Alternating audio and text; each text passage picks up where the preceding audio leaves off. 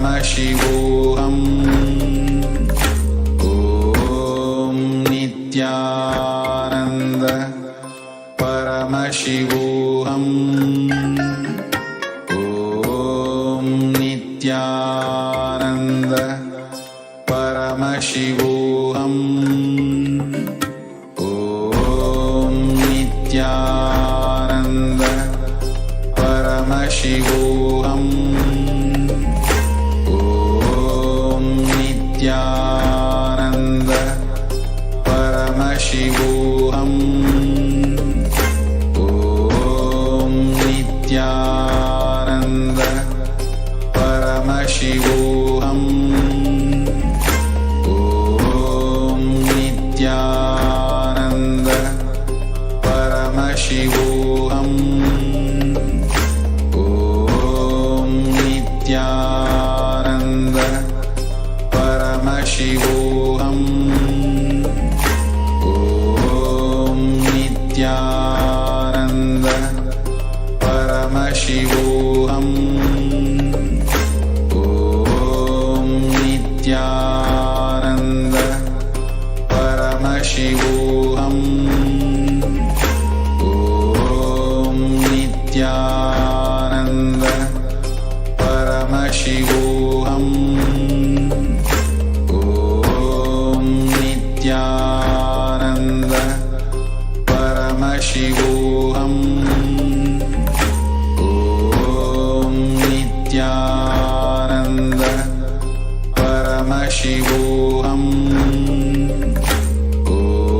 Om Nithyananda Paramashivoham. Om Nithyananda Paramashivoham.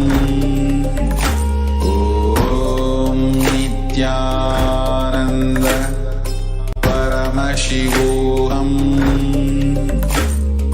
Om Nithyananda Paramashivoham.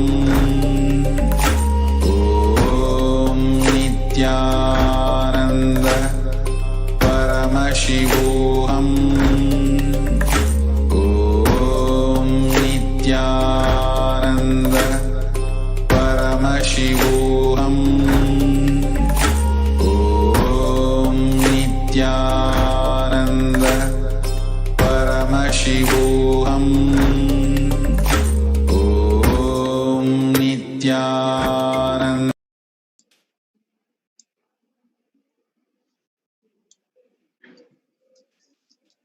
नित्यानन्दं परमसुखदं केवलं ज्ञानमूर्तिं द्वन्द्वातीतं गगनसदृशं तत्त्वमस्यादिलक्ष्यम् एकं नित्यं विमलम् अचलं सर्वदी साक्षिभूतं भावातीतं त्रिगुणरहितं सद्गुरुं तं Namami.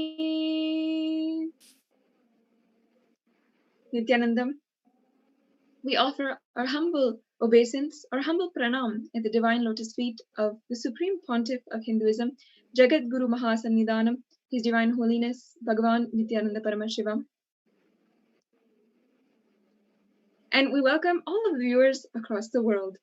For those of you who are tuning in for the first time to Kailasa's Nithyananda TV, welcome to the official TV channel for Sri Kailasa, the only and greatest Hindu nation, the enlightened civilization on planet Earth. Sri Kailasa is a Hindu nation revived by His Divine Holiness Bhagavan Nithyananda Paramashivam, whom we fondly refer as Swamiji, and this nation serves millions of people across the world with a simple yet powerful way to experience and live enlightenment with the original techniques and lifestyle from the Agamas mapped down to the modern day user. It's at this time that we gather for the most awaited part of our day, the Nithyananda Satsang. For millions of us across the world, this is the time that we are preparing ourselves for the darshan of Paramashiva. This is the time when, no matter what time zone we might be in, where we are from, which country we are in, we are here today and log in to the Kailasa's Nithyananda TV to await the darshan of Paramashiva and be a part of the Nithyananda satsang. It's at this time that an alarm goes off inside of us to tune in to the Kailasa's Nithyananda TV and align back to the ultimate purpose in our life. Paramashiva has come down to planet Earth and manifested this grand Leela for each and every one of us to be a part. Swamiji has taken the physical form and come down from Kailasa itself. Now that Swamiji is here, it is time we can celebrate his happening. We invite all of the viewers who are gathering with us as we are preparing for the Nithyananda Satsang, preparing for what Swamiji will reveal to us and for the rest of our day. We can share this satsang and spread the message of Sri Kailasa. We invite you to share this link in all of the social media platforms on Facebook, YouTube, Twitter, Instagram, wherever you can, to invite more and more people to be ultimately transformed and have super conscious breakthrough in their lives. For many of us, the purpose of our lives may not yet be clear to us. We may not know what we want in our life. The current generation of youth, of people aged 15 to 35, have probably want a successful career and happy relationships. And of course, even past 35, as we are living, these remain the same desires that we might want: a successful career, happy relationships, a healthy body, wealth. All of these remain our desires. And yet, we still have a lot of confusion, self-doubt, self-denial, self-hatred when it comes to facing life and what may happen ahead of us. At this time especially, as the coronavirus pandemic is really showing no signs of slowing down, the standing institutions in place for successful career, for creating happy relationships, all of this is slowly dissolving.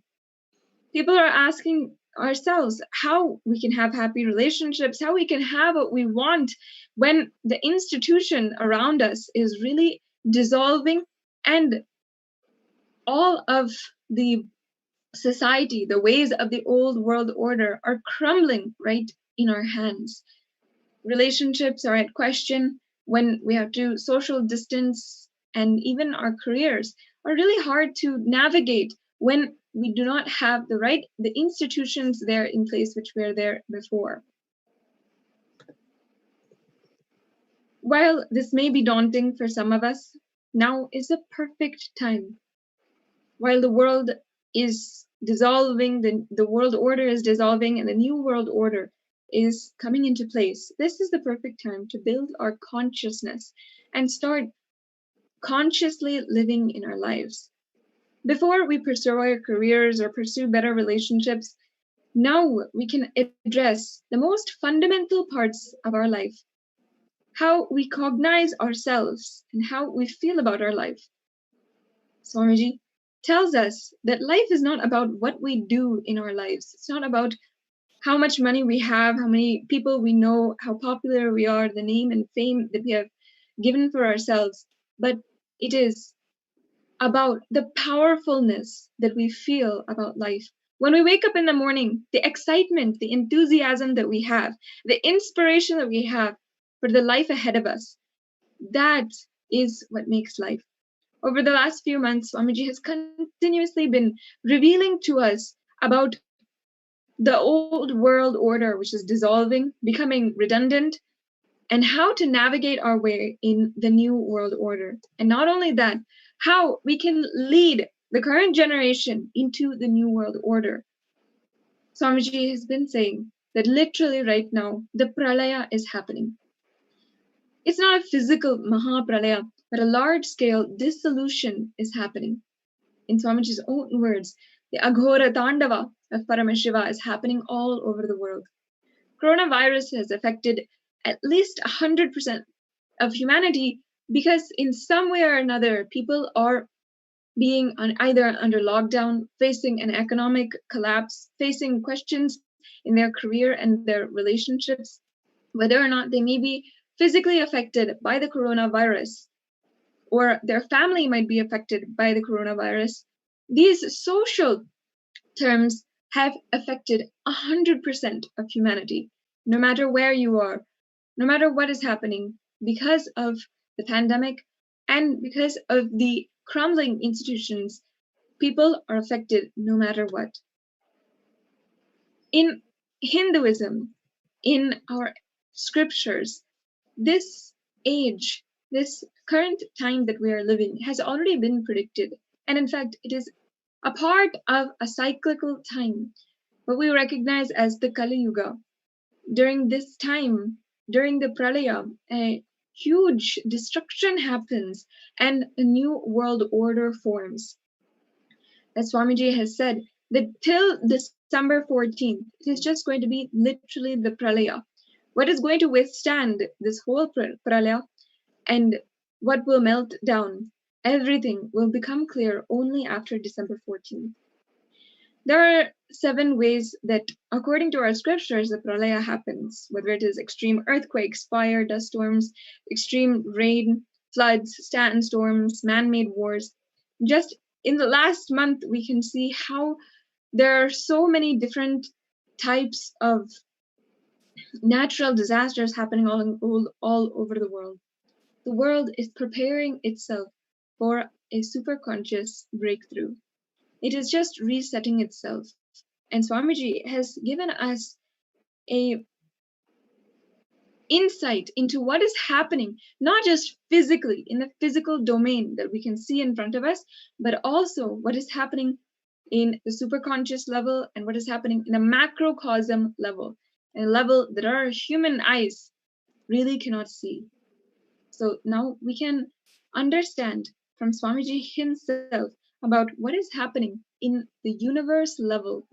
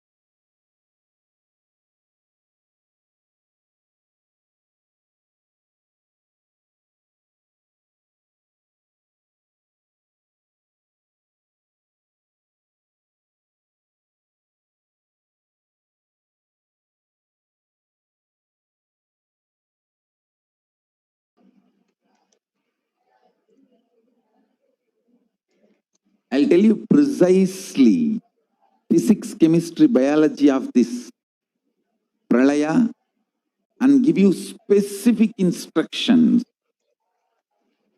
to protect yourself and sail through, not only sail through, use this Pralaya for a beautiful superconscious breakthrough and enlightenment. So all the Paramashiva Gana program participants and all the satsangis and all the initiated disciples, all the Paramashivoham season 8 participants, sit with high awareness and watch this video. I have a video to present to all of you. Please watch it very sincerely because I have many things to tell you after this video. Please watch it. You are looking at the most detailed three-dimensional map of the universe known to humankind, and it's called the Sloan Digital Sky Survey. Scientists from around the world have just completed a 20-year-long survey of the night sky, measuring the positions and distances of more than 4 million galaxies and quasars. This detailed map will help scientists shed light on the remaining mysteries of the universe. Let's go on a journey from the local stars to the largest scales of our universe. Beyond the local stars that draw familiar constellations in the night sky in the neighborhood of the Earth, in addition to our own Milky Way, billions of galaxies are spread throughout the observable universe. Moving faster than light, we will take you through space in a journey from our place in the Milky Way all the way out to the large-scale structures of the visible universe, and we'll tell you about how we're mapping it out. Since 1998, the scientific community has realized that the universe is not only expanding, but its expansion is accelerating. This unexpected acceleration constitutes one of the major conundrums in physics. From a theoretical perspective, the acceleration may be accounted for by either assuming that there exists some mysterious dark energy, or by modifying Einstein's theory of gravity, called general relativity. In the same year, the Sloan Digital Sky Survey was launched to tackle this enigma of the accelerating expansion of the universe. The Sloan Digital Sky Survey is a vast collection of the angular positions of galaxies observed in the sky, as well as their distances from us, determined by observing the systematic shift of galactic light induced by the expansion of the universe, the so-called redshift. In this new map of our universe, the large dark patches are mostly regions obscured by the Milky Way that cannot be observed. During the last 20 years, through 4 exploratory phases, the Sloan Digital Sky Survey has created the most detailed 3-dimensional maps of the universe. To achieve this, it focused on different classes of galaxies: nearby galaxies, red galaxies, more distant star-forming galaxies, and superluminous distant active galaxies called quasars. The 4th and latest Sloan survey took place from 2014 till 2020. During this time, the new project called the Extended Baryon Oscillation Spectroscopic Survey, or EBOS for short, continued previous Sloan mapping of the extragalactic sky and just recently finished measuring distances for 1 million galaxies and quasars. These successive surveys allow scientists to trace the large-scale structures of the universe up to a fraction of its horizon, represented by the cosmic microwave background emission, seen here as a colorful pattern projected onto a sphere. The cosmic microwave background is the thermal relic of the universe, which dates back to about 400,000 years after the birth of the universe, also known as the Big Bang. Adding the EBOS data to the previous Sloan exploratory phases 1, 2, and 3, the Sloan Digital Sky Survey now has a database of 4 million galaxies and quasars, assembling the largest and most complete 3D map of the universe to date. This unprecedented achievement provides scientists with new tools for shedding light on dark energy and also for constraining the theory of general relativity, leading to a better understanding of the fundamental laws that rule our universe.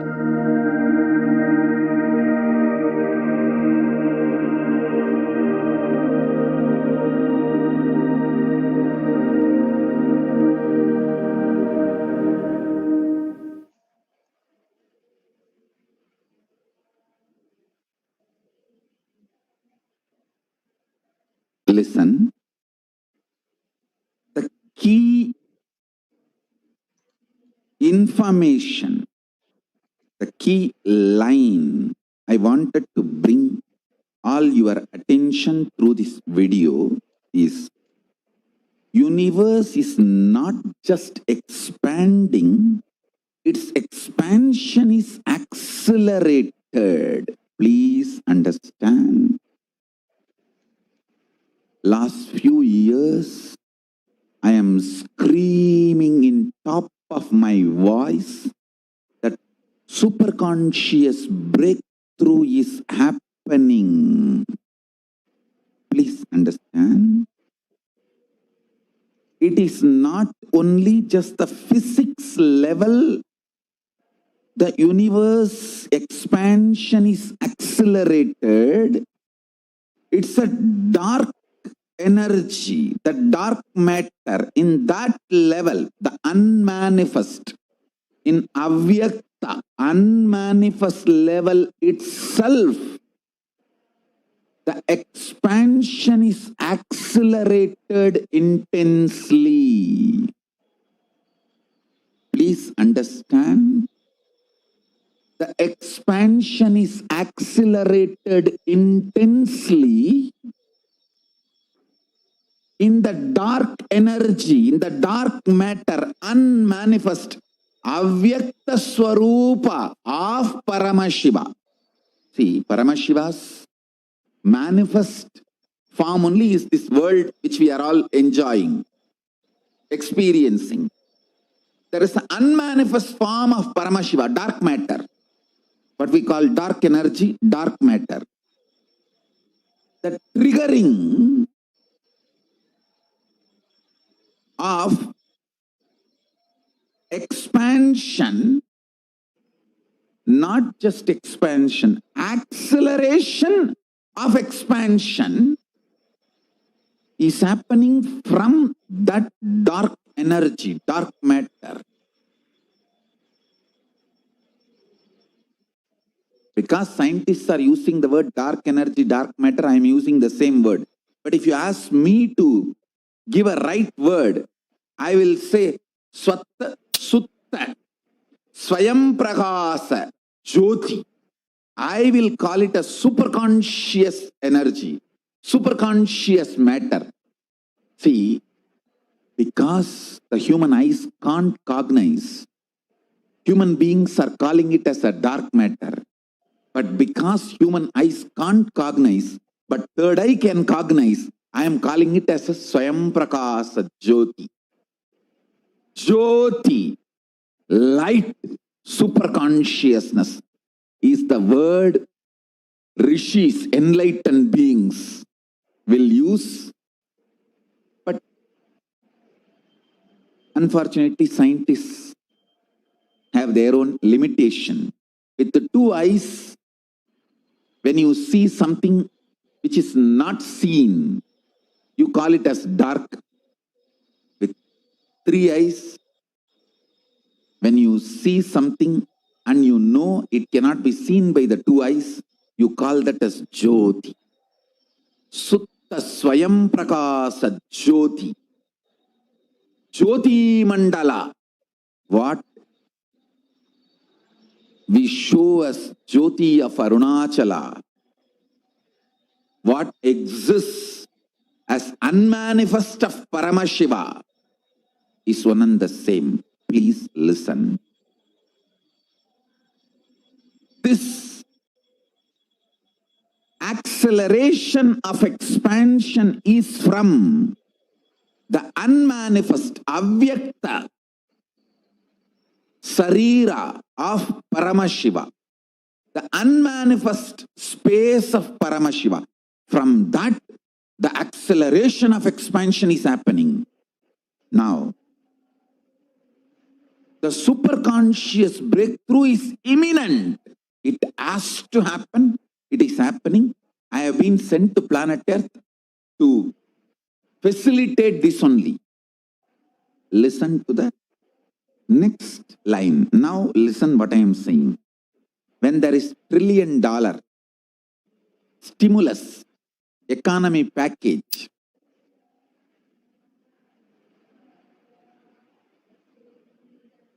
in US, or some billions of dollars in India, each country is giving the stimulus package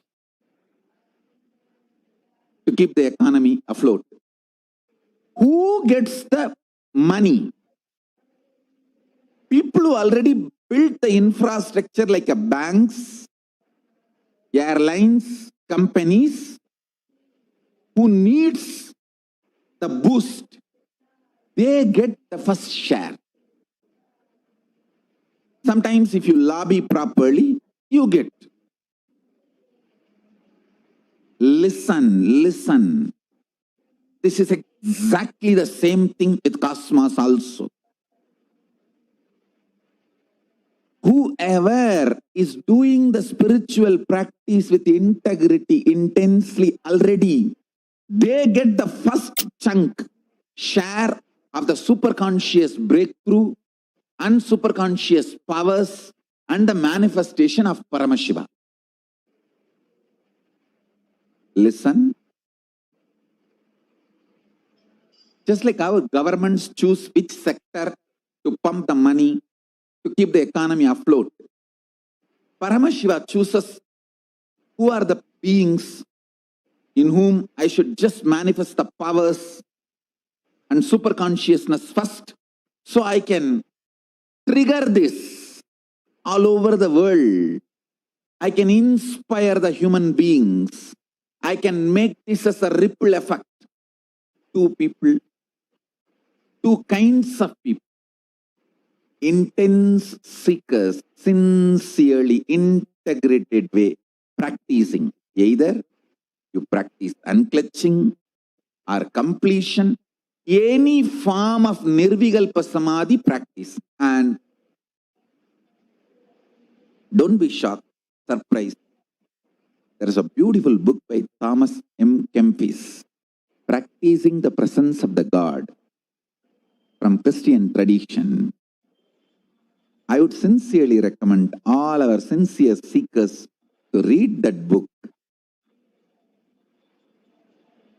There are many who had Nirvikalpa Samadhi from the order of Saint Francis of Assisi. As a Supreme Pontiff of Hinduism and responsible practicing Hindu, I am making this statement.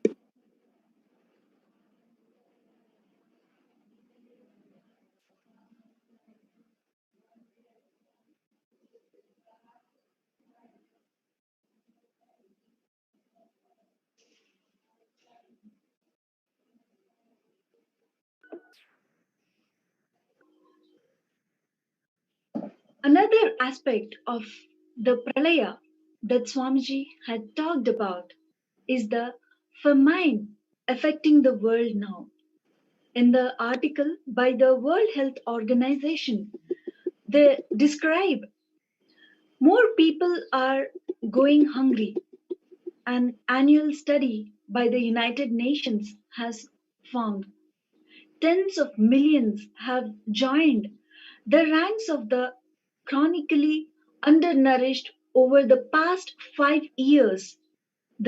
And countries around the world continue to struggle with multiple forms of malnutrition.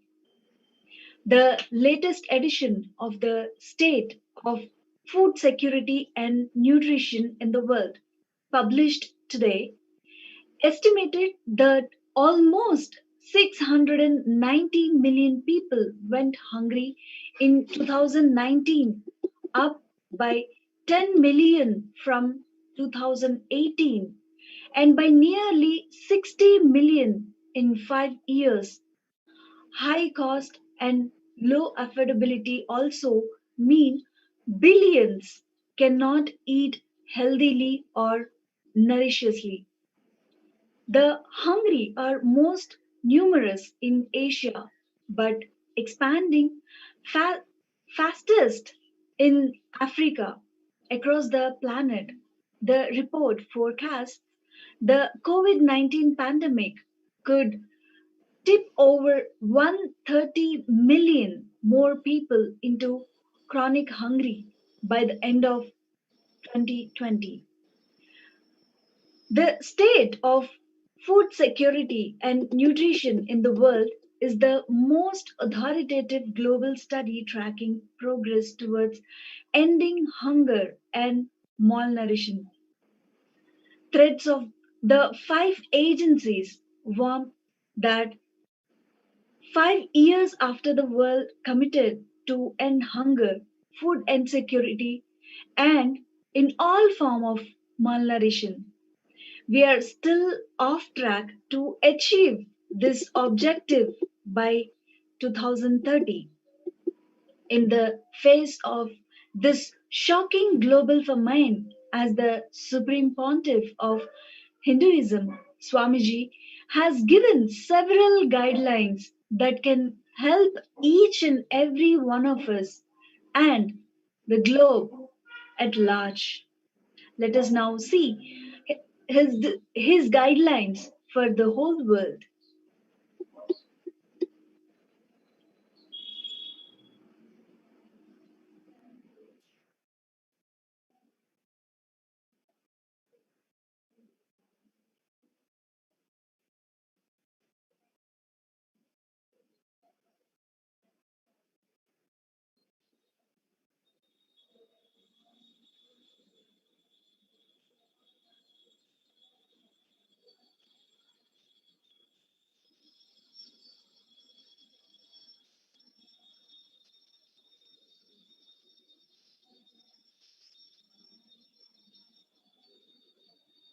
Yesterday I was talking about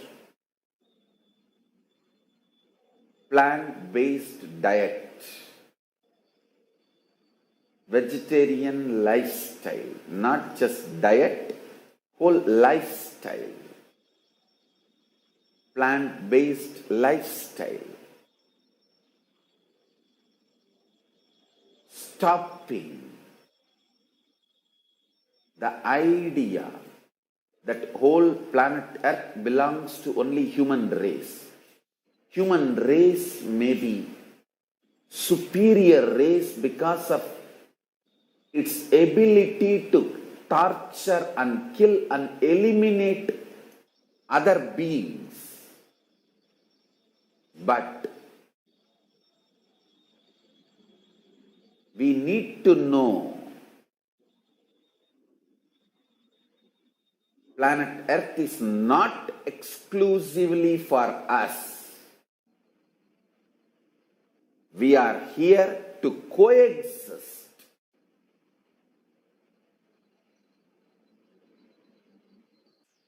Since the civilization, human civilization started,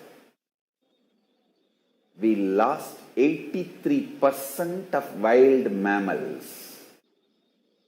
Understand, whatever I am talking is from clear binary logic information. I am not even talking from cosmic logic. I am talking from binary logic. Even in binary logic level, 83% of the wild mammals we lost.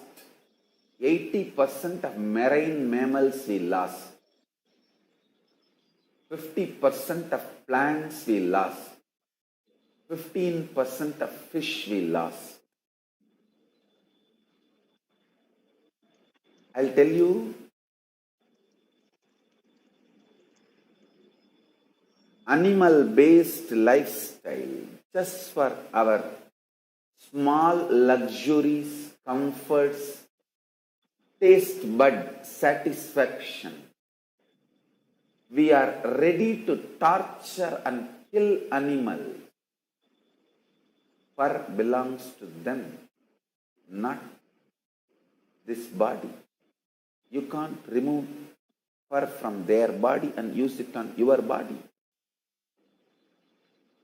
You can't torture and kill and eliminate.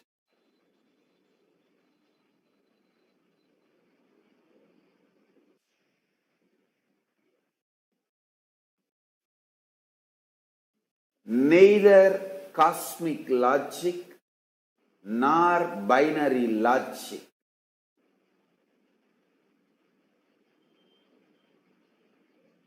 allows us to conclude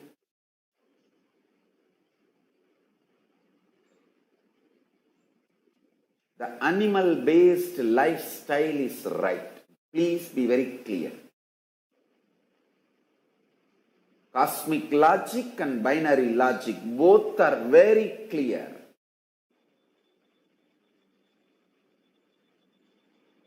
Meat-based diet or animal-based lifestyle means using animal products for your comfort, luxury, in any form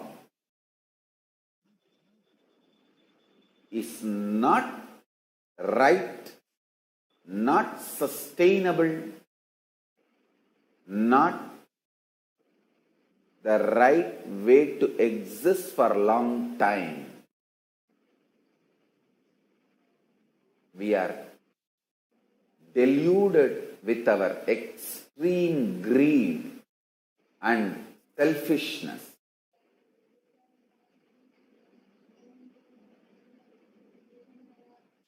We are forgetting the environmental impact of livestock.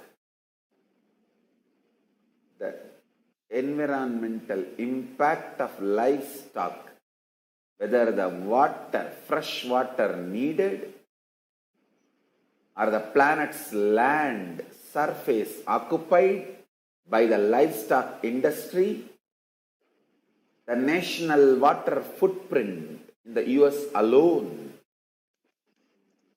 and human-induced greenhouse gas emissions due to livestock, pastures and rangelands have been degraded due to overgrazing and erosion in every level.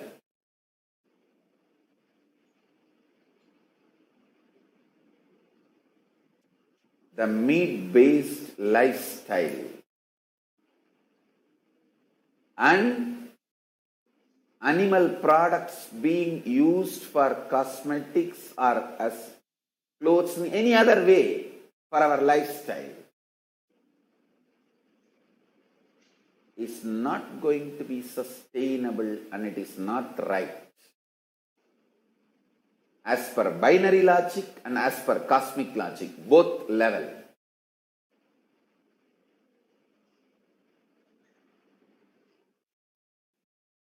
I request Hindus to start setting a trend all over the world. There are 2 billion living, practicing, born Hindus all over the world.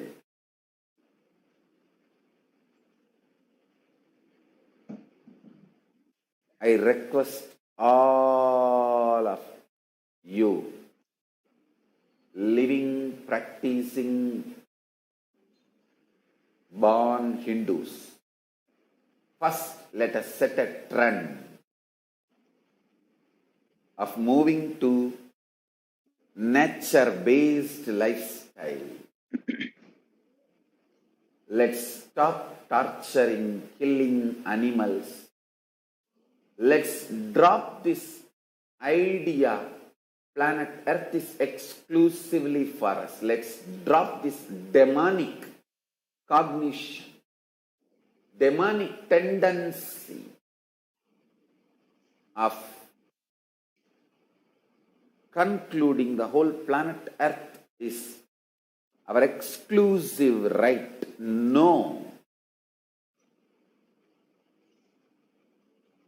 Let us learn aparigraha and asteya, non-stealing and living with minimal things. Let's end consumeristic culture. Let's end consumerism as religion. I tell you, modern day media cult is promoting consumeristic cult as the success of the life.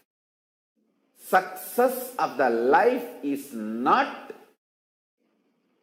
becoming slave of consumeristic cult which is promoted by modern mass media cult.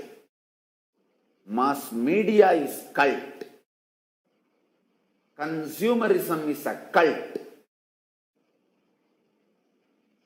Becoming slave for consumeristic cult because of the mass media cult is brainwashing you is the worst delusion with which humanity is suffering.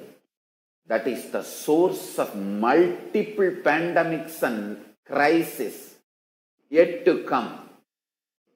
Understand? Separate the technological modern day achievements of science and human civilization and the consumeristic cult.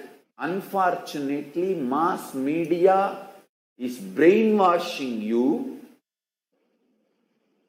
by putting this consumeristic cult ideas and the great achievements of science, technology of the humanity together as one concept called progressive lifestyle. No!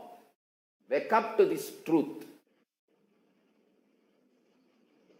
Hinduism had ultimate knowledge about the cosmos, everything. The scientific discoveries, evolution, thought current. Whether the field of physics, chemistry, biology, cosmology, medicine,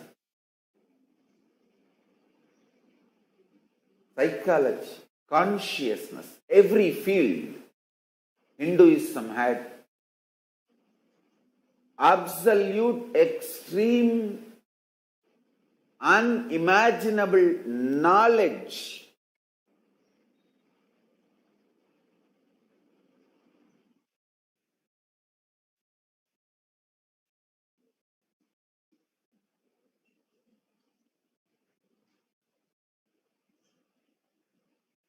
Swamiji promotes a sustainable and organic, cruelty-free vegetarian diet as the key to restoring the ecological balance and maintaining human health without the use of pharmaceutical products.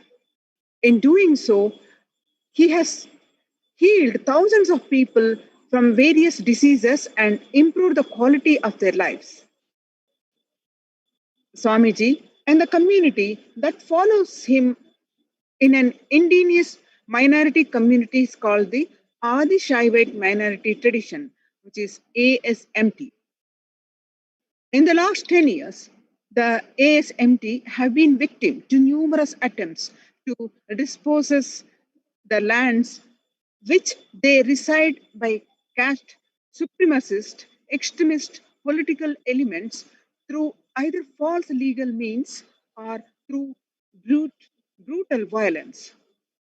The children of the traditional schools were deprived of ability to receive a traditional education by corrupt political elements bent on destroying Swamiji's spiritual mission of openness and inclusiveness. On the top of all, Swamiji is also subject to continuous media propaganda designed to promote ethnic discrimination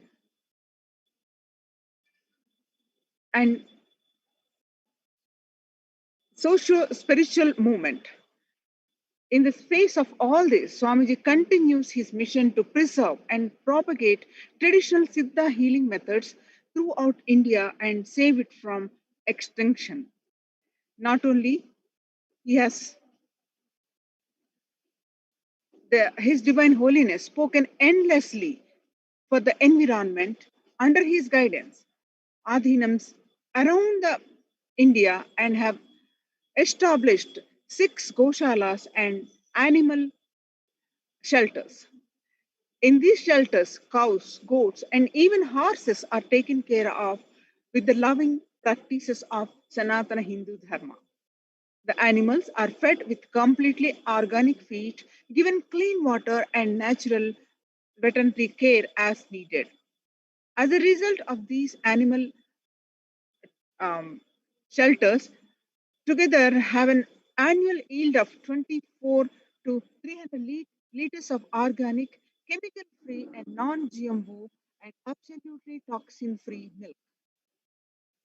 Swamiji has established 8 organic farms where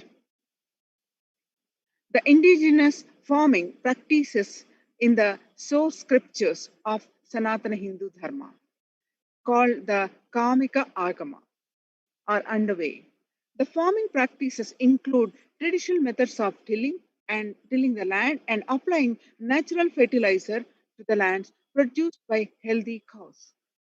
The ancient traditions are now known to promote biodiversity in soils, which is a condition most industrial farms seriously lack. These farms produce rice, corn, coconut, mango, lentils, and a large array of vegetables, all completely organically grown. In addition, a part of the produce is used to run India's only 100% organic Hindu temple, the Nithyanandeshwara Paramashiva Devalaya, which is also established by Swamiji. In this way, Swamiji has continuously been preparing thousands of people to be prepared for the Pralaya that we are undergoing today and leading us into the future, the era of the new world order. Yesterday, during satsang, Swamiji gave us another exemplary important guidance on how we conduct ourselves. That is, Swamiji said, involving with life is creation, manifestation, and sustenance and maintenance. Without involving, any strategy you do is only manipulation and will lead to destruction and delusion. If I have to put my whole life in one statement, the simple involvement and straight hard work. No strategies, absolutely no marketing strategies. During the satsang, Swamiji talked about a video taken in 2004 where Swamiji is singing kirtans. He says true quality of a leader is getting involved straight away without any questions asked and not waiting for the perfection. We can now watch that video and imbibe from Swamiji's his enthusiastic and blissful involvement with life.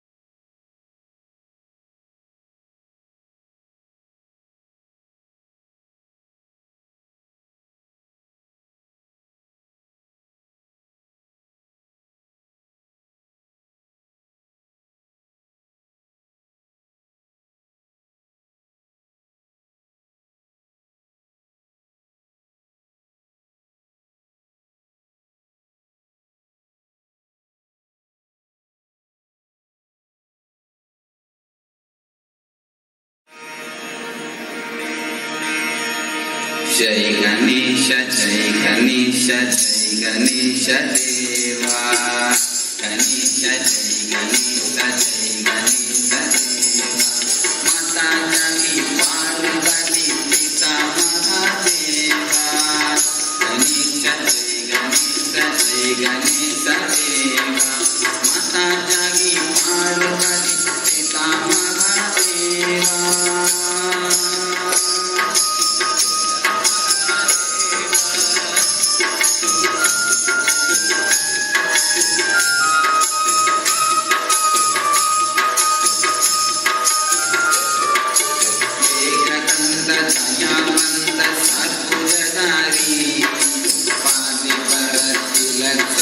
Mushki sanari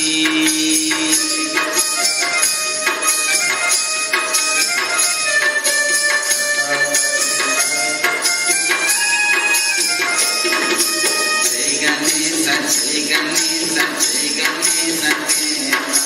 Mata Jani Parvati Pita Mahadeva.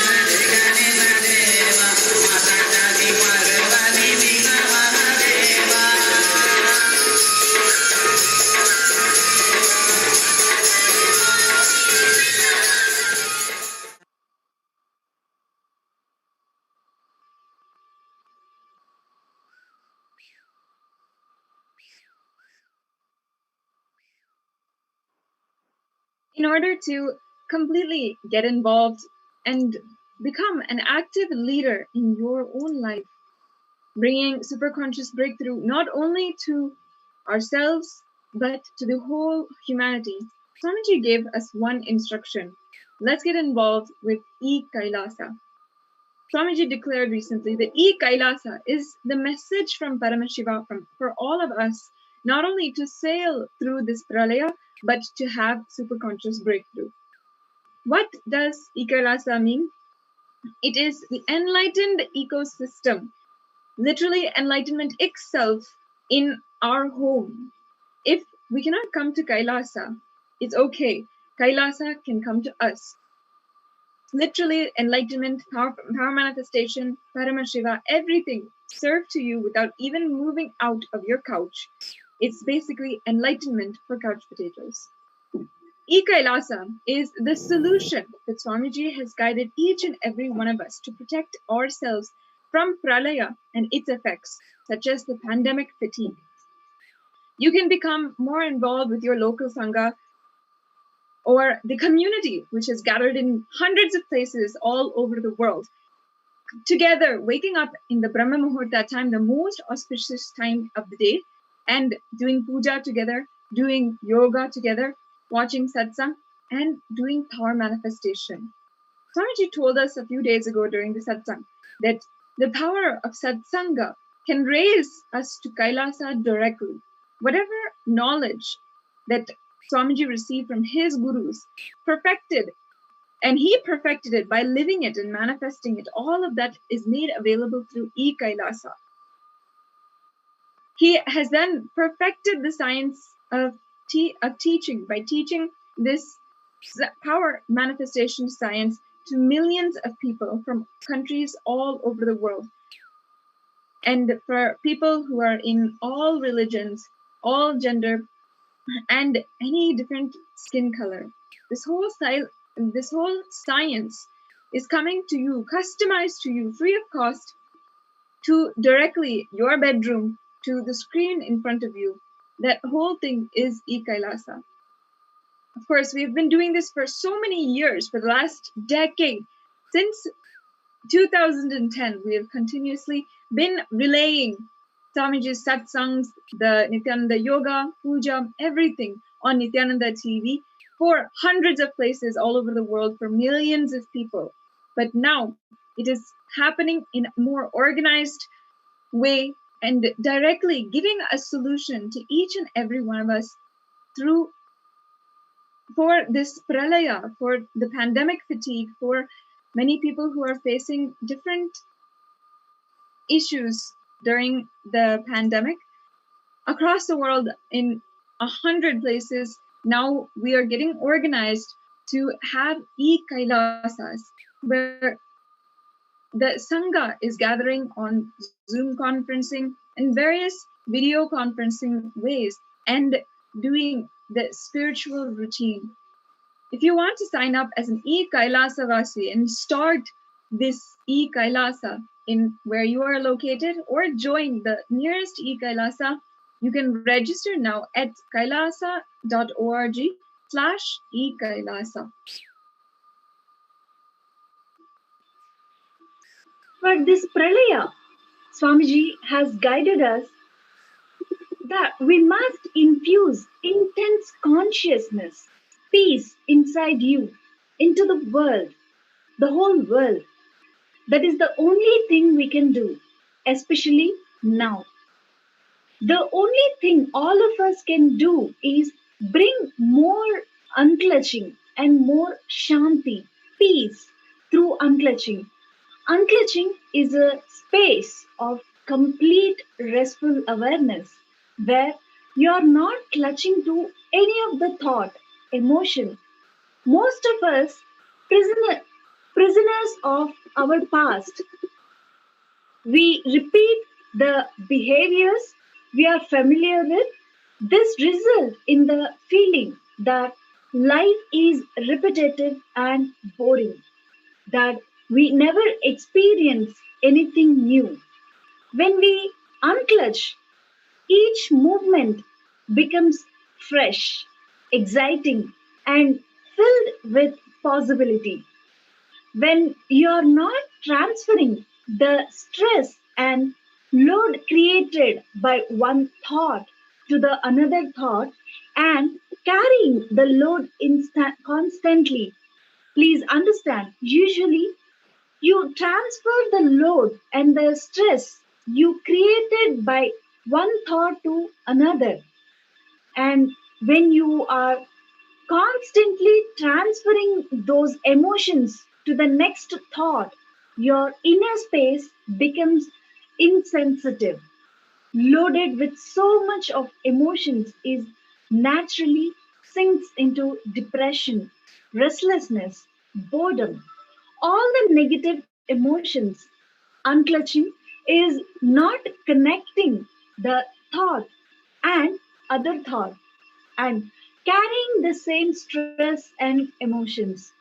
When you unclutch, you stop carrying the stress and negative emotions from one thought to another thought.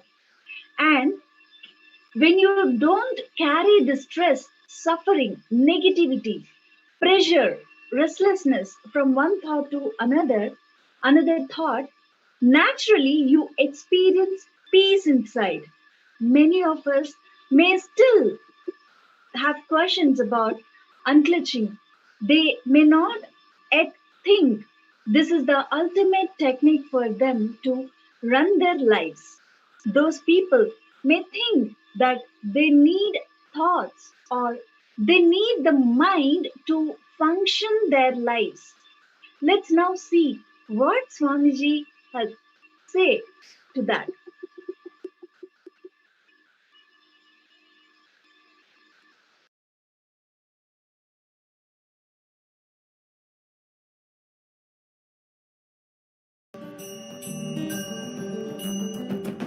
Nityanandeshwar Paramashivasamārambām Nityanandeshwari Parāshakti Madhyamām Asmadacharya Paryantam Vande Guru Paramparam.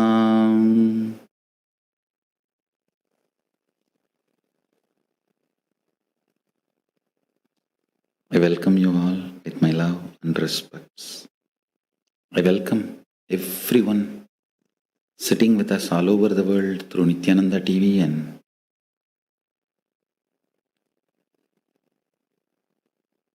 two-way video conferencing in Adi Kailasa, Uttara Kailasa, Paschima Kailasa, everywhere with my love and respects. Today's subject is experience thoughtless state. Understand, before entering into the satsang, let's bow down to Paramashiva. Today is 4th day of the Brahmotsavam. Paramashiva is gracing us in Sarvalankara in Adi Kailasa and all over the world in all our temples. Let's first receive his blessings and then enter into the satsang.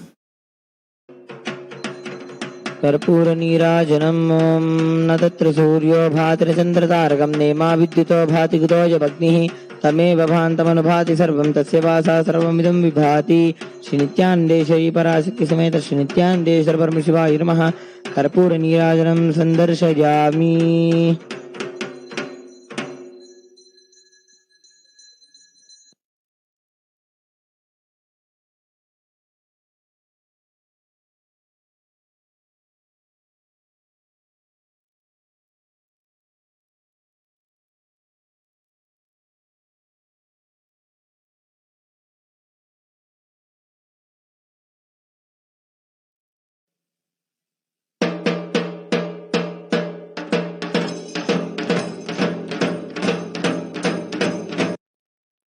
Let's enter into today's satsang.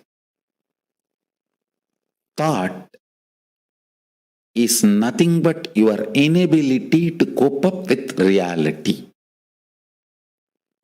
The definition of a thought as per Paramashiva, inability to cope up with the reality.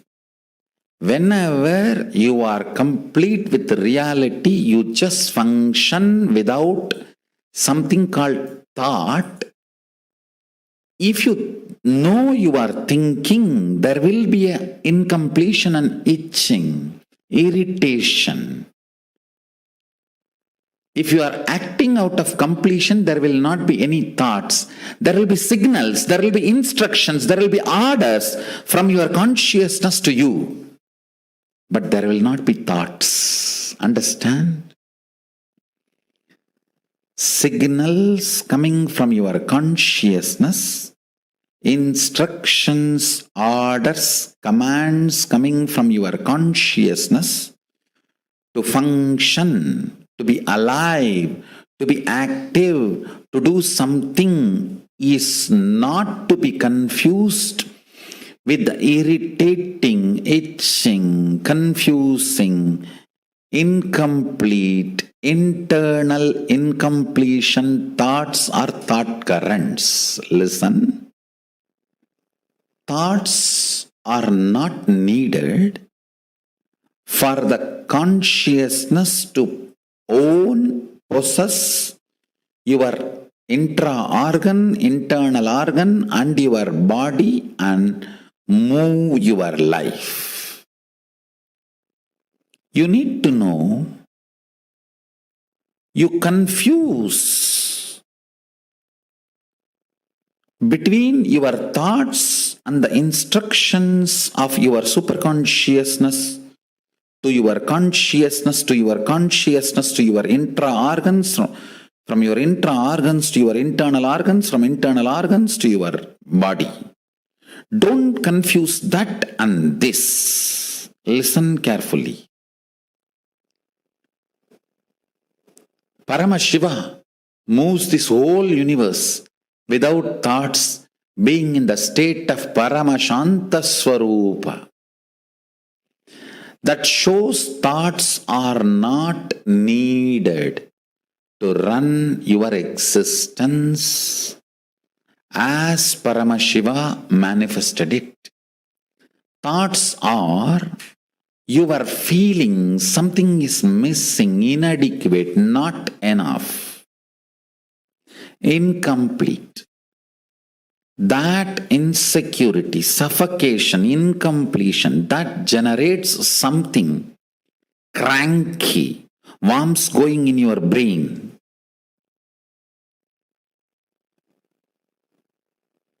Parasites running in your intestine. That crankiness,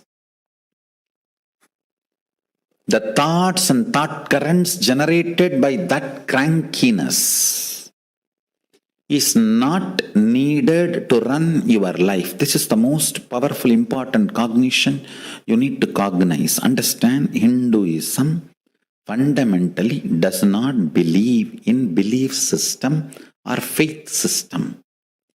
It very clearly explains the methodology of powerful cognition-based functioning system.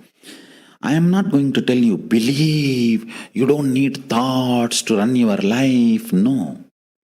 I am going to say, Shravana, listen, Manana, internalize, Nididhyasana, start living this powerful cognition. So the powerful cognition I am giving you now, Paramashiva, running the whole universe, much, much, much more than what we are running in our life. He is running it from the space of Paramashanta Swarupa, without any thought currents, out of pure intelligence. When he can run, you can run. Decide, you will be in the space and state of Paramashiva, Paramashanta Swarupa, and live your life. You will see thoughts and thought currents become redundant. They just fall off from you. Like a old skin getting peeled off and falling. The old hair falling. Old nail falling. Just like old things fall off from you. The ideology you need thoughts and thought currents to run your life will fall off from you. Meditate on this powerful cognition. Internalize it, manifest it.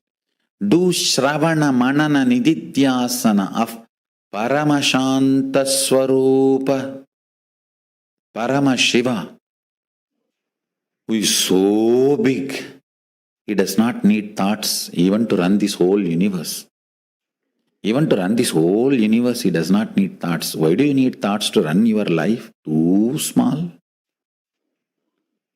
Decide to be in his space by listening, internalizing and manifesting this powerful cognition in your inner space. Live and experience thoughtless space.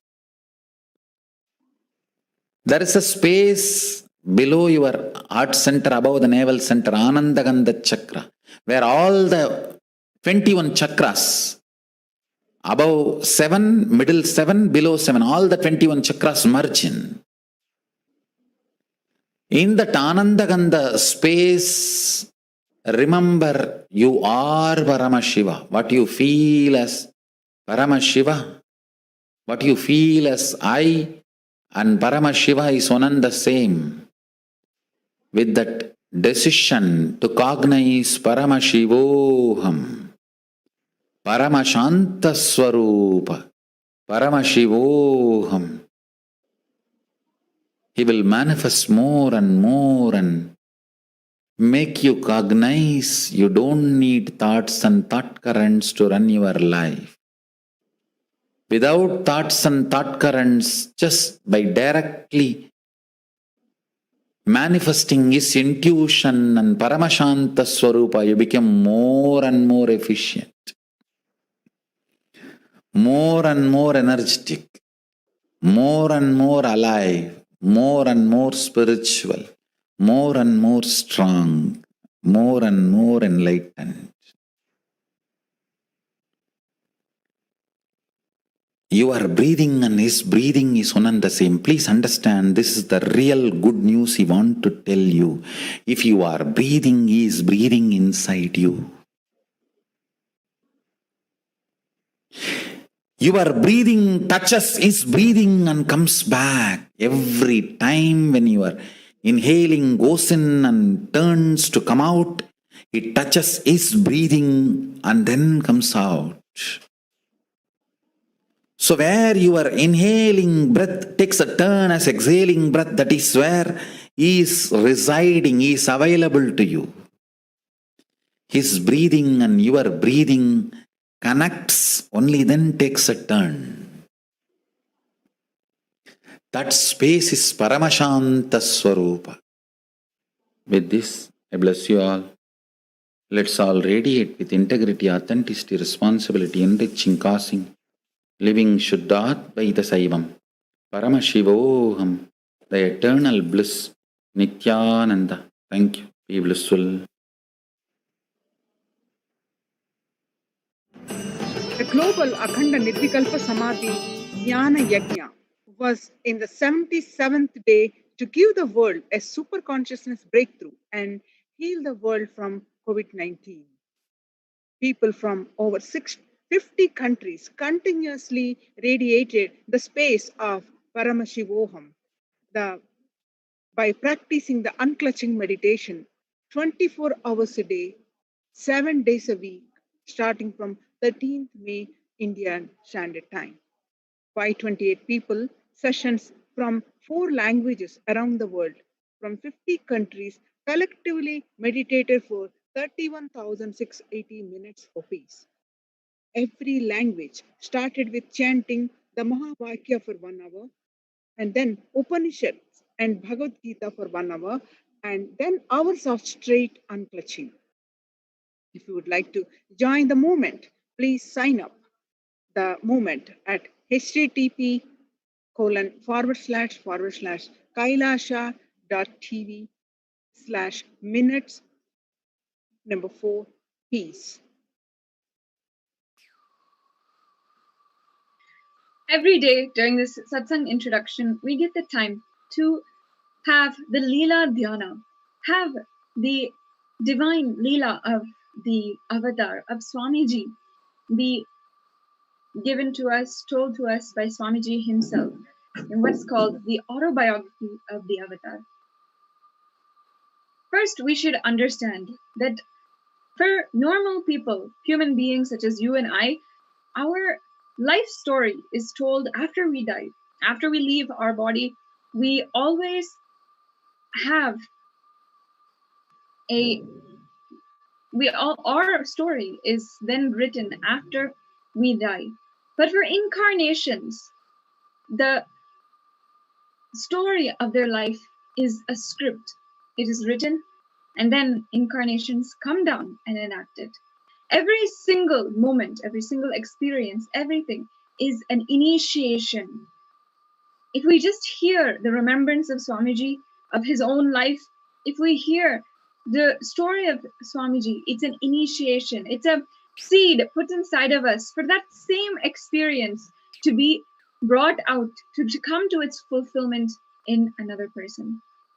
For thousands of years, we have had so many incarnations come down to planet Earth, and they are in fact one of the most pivotal central points, foundations for Sanatana Hindu Dharma itself, and the reason why it's one of the surviving ancient civilizations which exist on planet Earth, of all of the ancient civilizations. Sanatana Hindu Dharma is among all of the ancient civilizations, it is perhaps one of the only ones standing alive and still there today. Even though it may be persecuted, it may be extremely vulnerable, and that is why Swamiji has come down to planet Earth in order to protect Sanatana Hindu Dharma from being vanquished entirely. Hinduism still survives, and it's because in its essence, the science itself is the laws of the cosmos itself. Before proceeding into the autobiography of the avatar section of today's satsang introduction, let's first watch a brief video about Hinduism now, bringing you the news of Hinduism from around the world right now.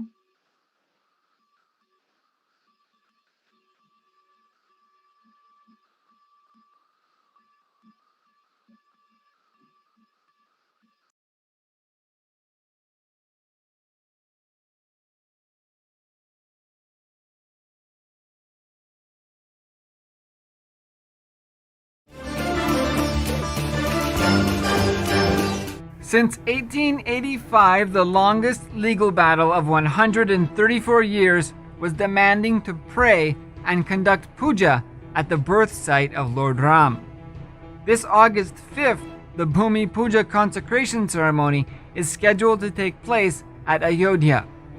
It is said the priest of Kashi Vishwanath temple jumped into the well with Jyotirlinga to protect it from Aurangzeb in September 1669. The same bloodied history had already been repeated when Mughal King Babur destroyed the temple of Lord Ram in 1528 and used the temple's columns in the construction of Babri Mosque. With the Bhumi Puja ceremony just days away, the Communist Party of India has lodged a protest against airing the ceremony on the state-run TV channel Doordarshan. The Communist Party sent a letter to the central government demanding not to air the program, stating it is against the accepted norms of national integrity, and that the National Broadcasting Agency should abide by the provision of upholding the unity and integrity of the country and the values enshrined in the Constitution by not airing the program sacred to most of India's 966 million Hindus. The Communist Party letter argues that broadcasting Lord Ram's Janma Bhoomi Puja contravenes the principles of secularism and religious harmony, and that as a broadcasting channel governed by an arm of the state, the use of Doordarshan to telecast the religious function in Ayodhya must be avoided. An estimated 200 guests may attend the ceremony in Ayodhya, including the Prime Minister of India. The foundation-laying ceremony will mark the beginning of the construction of the temple that is expected to take 3 years to complete. Another political activist, Saket Gokhale, has filed a petition claiming the Uttar Pradesh government cannot allow the event to be held, as it violates Unlock 2.0 guidelines issued by the Ministry of Home Affairs, which clearly prohibited religious gatherings of any kind. Prime Minister Narendra Modi is expected to attend the event as a functionary to the installation of a 22.6 kilogram brick of silver that will be installed during the ceremony.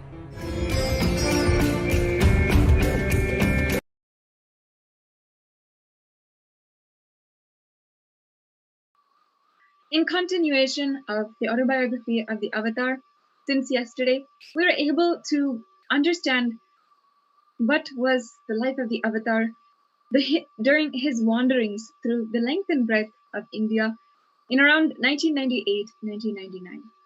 For the Avatar, the wandering is not parivrajaka.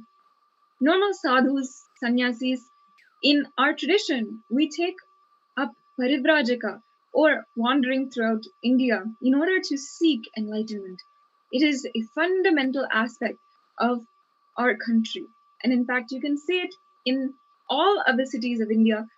If you're coming here, there will be sadhus, sannyasis, who are in search of enlightenment. For the Avatar, for Swamiji, it was not a classical parivrajaka in that sense. It was literally the Avatar just researching, seeing the day-to-day lives of people, seeing what the world needed from him. It was simply him wandering in the days before he ultimately organized and completely took up the mission of reviving Sri Kailasa.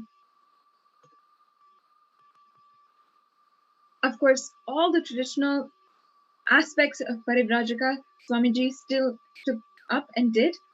He took a vow not to touch any many, and his only possessions at that time were 2 pieces of kavi, the saffron-colored cloth. He was wearing the one he was wearing, and one more that he will keep just around him. He will keep a kamandalu, or a small pitcher to carry water in.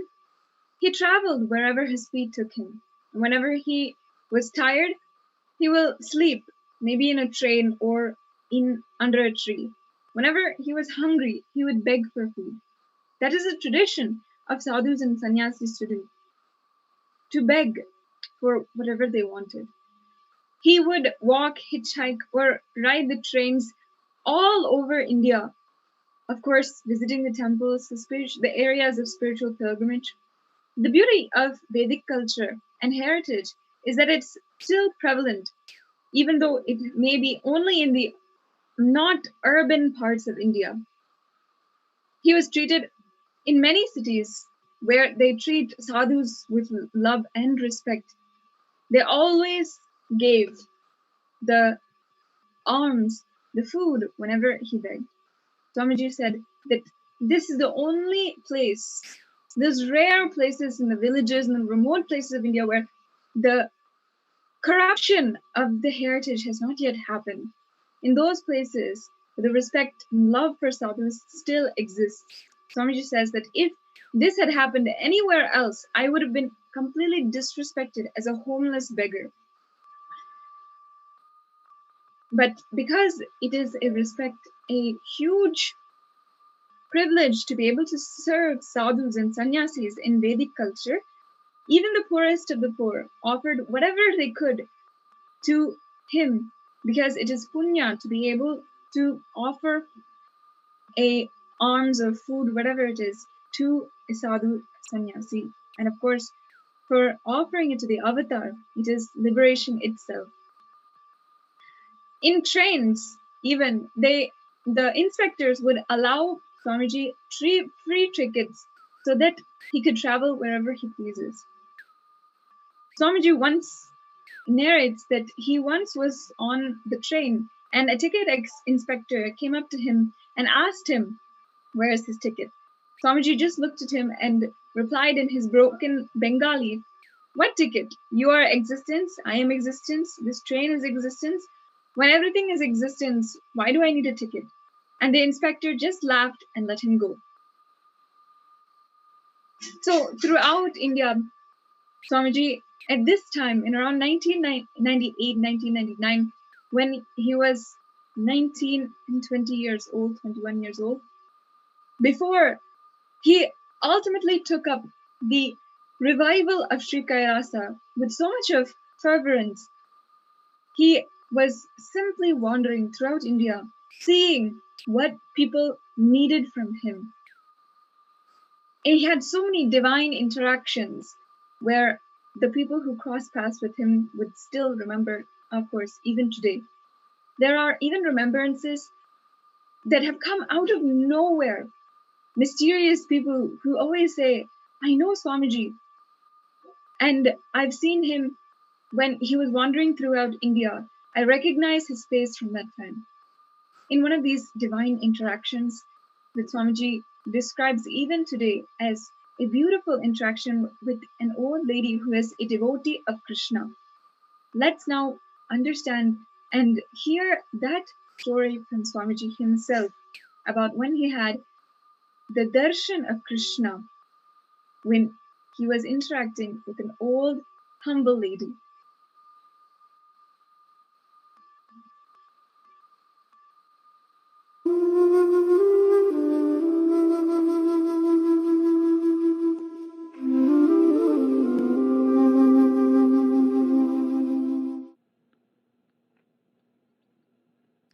When I was 19 or 20, that was the time when I was wandering, walked length and breadth of India.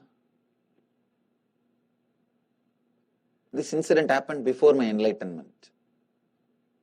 I'm just trying to find right words to narrate that whole incident because it's such an amazing, inspiring incident. Sometimes there will be traffic jam in my throat. Too many words want to come out. So I tell them, relax, relax.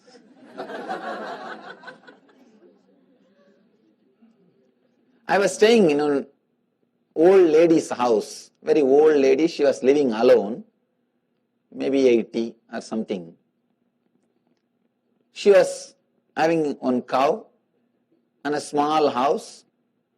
From that cow, every day she'll get the milk and make curd and buttermilk out of it. She'll go to that whole village. Village means few streets. She'll go around that few streets and sell that curd and buttermilk. Come back in the night with some sweets or food. She'll come back and she had a small Krishna's murti. Krishna statue, small statue of Krishna. She will put all those things in front of that Krishna's murti and speak to him. She will speak to him. "Oh Krishna, please eat. Today I got only this much. Please eat." She will spend some time speaking. And then later on she will eat and sleep. First few days I thought, oh, she is just, because of her devotion, she is talking okay. So I was in that same attitude that, okay, good devotee, anyhow she gives food for me, that's all. So why to interfere unnecessarily in her lifestyle? Every day, same routine.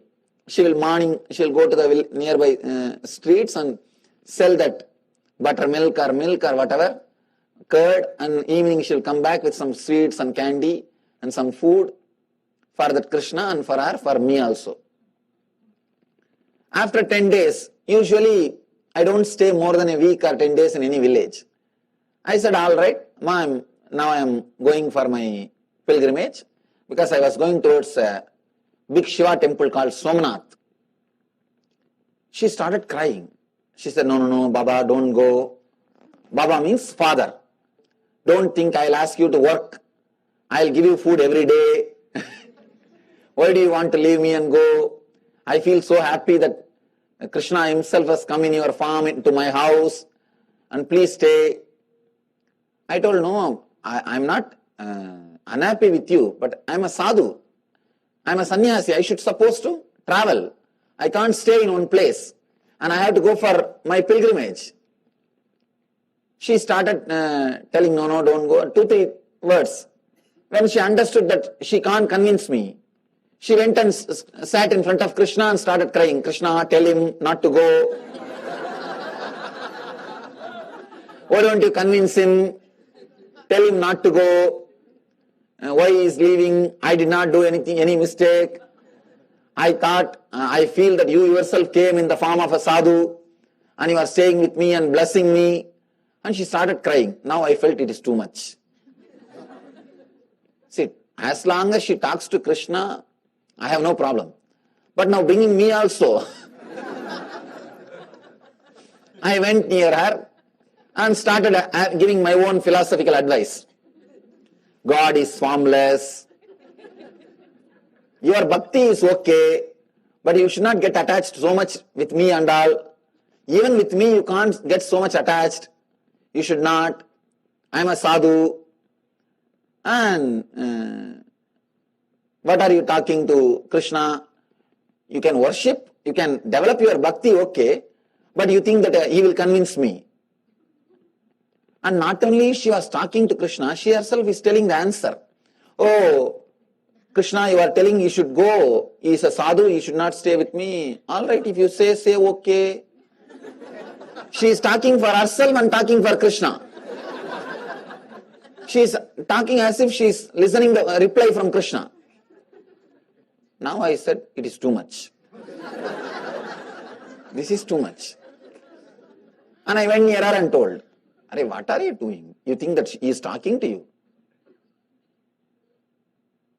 And she very casually, very innocent lady, very casually, she just held my hand and said, Baba, don't you see, he is sitting there. And she held my hand. I promise I saw Krishna there.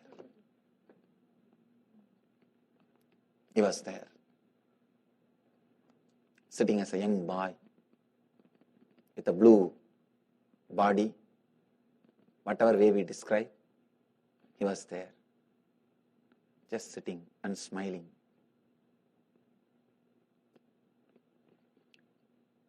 Logic can't understand, logic can't explain, but I promise I saw him. He was there. He was there. When she left the hand, again I saw only the statue. The form has disappeared. When she held my hand, just for a few moments, I saw he was there, sitting. Not as a hallucination, no. I saw him much more clearly, deeply than I am seeing you. He was there. Just I fell at her feet and told her, please don't call me as Baba. You are mother. You are 1,000 times more than any sadhu, any sannyasi.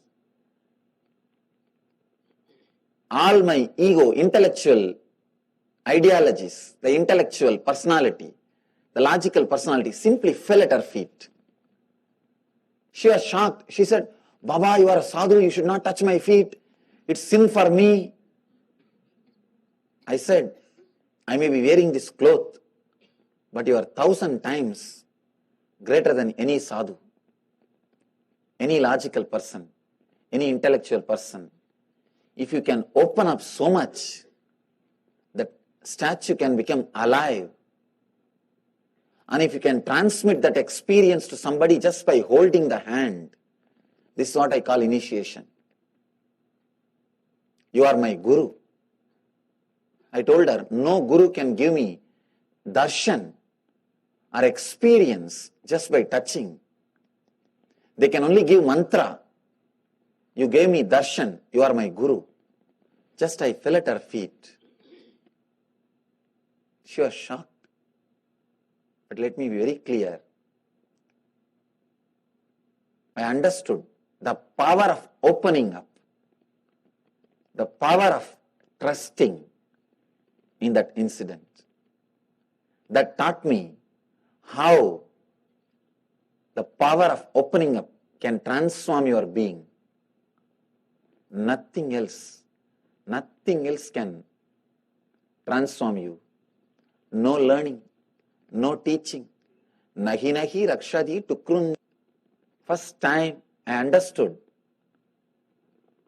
all my studies, because I had a big pride that just by studying, just by reading all and having this knowledge, you can achieve something. No. When I had my darshan through a old lady, her whole wealth is not more than $1,000.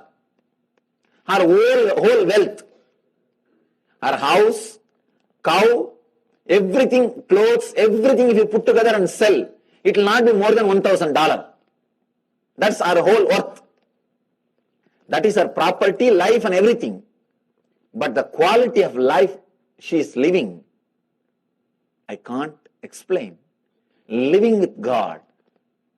Understand? She is living with God. I was shocked.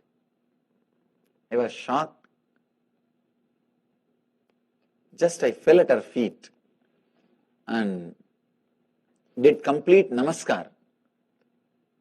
She was frightened because a sadhu touching her feet, she never expected.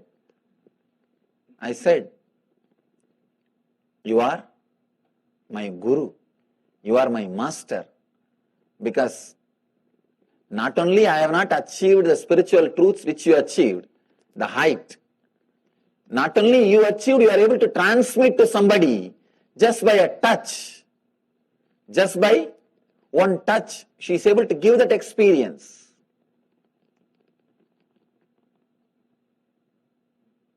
She has become a big inspiration source for me.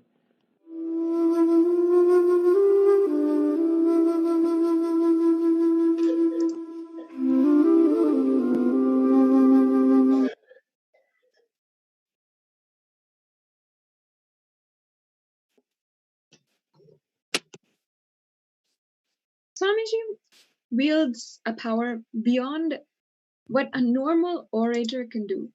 Orators can play with words, but Swamiji can simply transmit the image that he is seeing, which is in his inner space, into our minds. As if a network of metaphysical fibers is stretching out from us to him and wrapping around each other, going from two different entities to one inseparable unit. In the aftermath of this union, every time we remember him, that intimate place where our stuff intertwines reverberates within us. Sometimes so much so that it expresses power. Any kind of power, from a small smile out of nowhere or an actual diamond out of nowhere. When these great truths of our ancestors were experienced from guru to disciple, this ensured the continuation of Upanishads for generations, right until they were delivered from our own guru. In the Kenopanishad, there is a verse which goes, न तत्र चक्षुर्गच्छति न वाग्गच्छति no मनः न विद्मो न विजानीमो यतैतदनुशिष्यात् अन्यदेव तद् विदतद् अदो अवितदद् अदि इति शुश्रुम पूर्वेषां येनस्तद् व्याचचक्षिरे. This translation goes, where the eye goes not, the speech goes not, nor the mind and the intellect. We do not know, we do not understand how that reality, consciousness, can be taught. It is distinct from the known, as it is far beyond man's finite objective nature. That is, what the mind, eyes, ears, or speech, the senses can perceive, and it is beyond the unknown, as it can be known by man's divine, infinite, subjective nature. Thus, we have heard from the ancient gurus who have revealed and explained that to us. When Swamiji was explaining this verse during satsang in 2016, he explained then that there was a sudden flash of an incident that happened inside of him from when he was wandering the length and breadth of India in around 1998-1999. This was from the time that he was assisting Vairagyananda. Vairagyananda Swami was a great sadhu who Swamiji personally served, and he was a direct disciple of Ramakrishna Paramahamsa and Sarada Devi.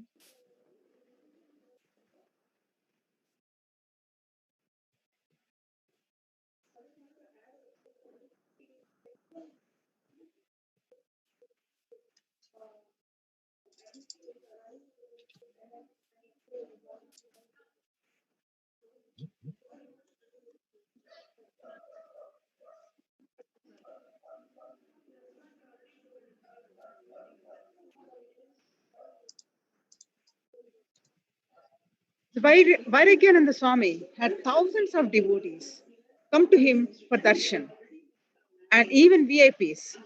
While he was alive, this tumbler was witness to the biomemory and muscle memory. Now, it carries that from his life to Swamiji's. Let's watch a video that Swamiji explaining about Swami Vairagyananda Puri.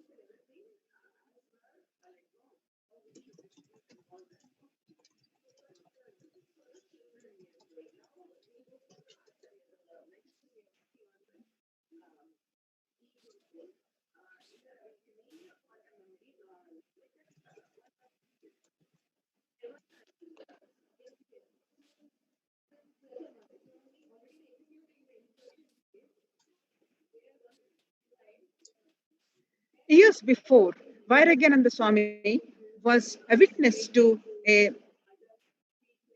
Jagad, Jagaddatri Puja that traditionally pujaris make Devi out of clay and water from Ganga. But on this occasion, heavy rains made it impossible for the clay to stay to stay intact. Spontaneously, Sharda Devi herself sat. They conducted puja for her. At last, Vairagyananda Swami bowed down to touch her feet. As he lifted his head to see his beloved Guru again, he saw Jagaddatri herself from foot to head. At the last minute, he collected the kumkum offered at her feet for puja. In 1995, Vairagyananda Swami gave Swamiji the Padadhuli of Sharda Devi with the first gold he ever received during his public life. Swamiji retrieved the Padadhuli he kept with him for all these years and made a ring with he has it till this day. The best thing you should develop in your system your ability to be in the space of unclutching, the space of Sadashivoham, Paramashivoham, perpetual completion, which is technically called by Paramashiva as Sahaja Samadhi. You should develop that space. Now let's watch the video of Swamiji's narration about Vairagyananda Puri.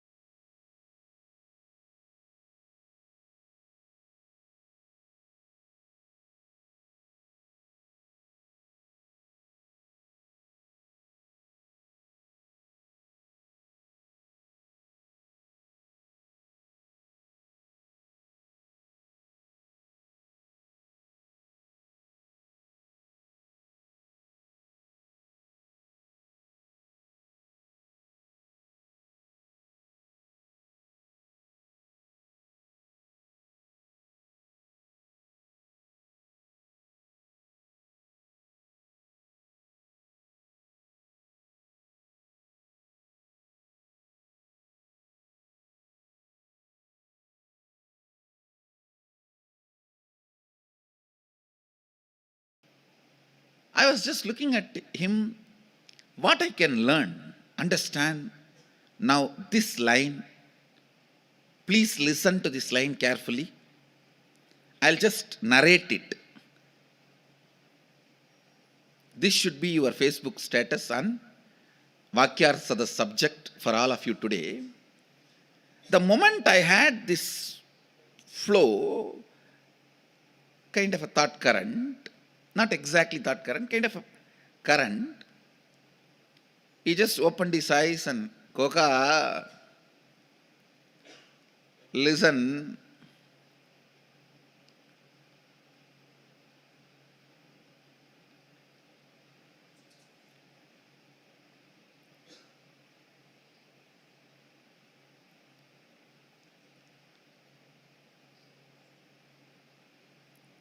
If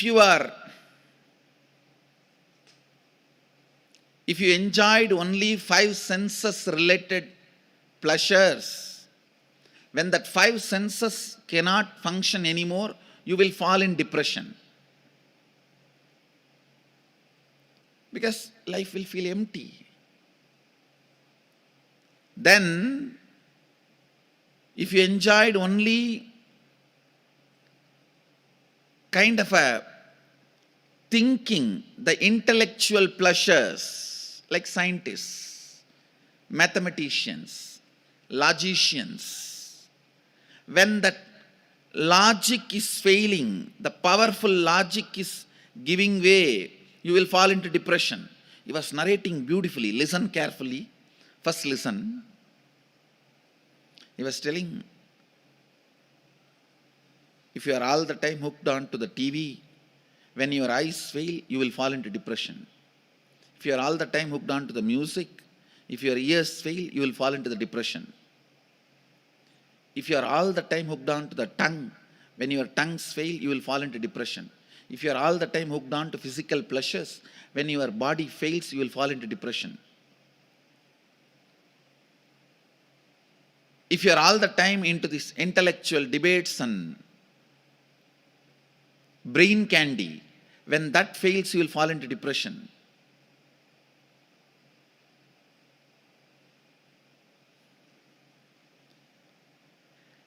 Even if you have developed only the power of repeating the name of the God Japa, when your logic slowly fails, you will not be able to do that, you will fall into depression.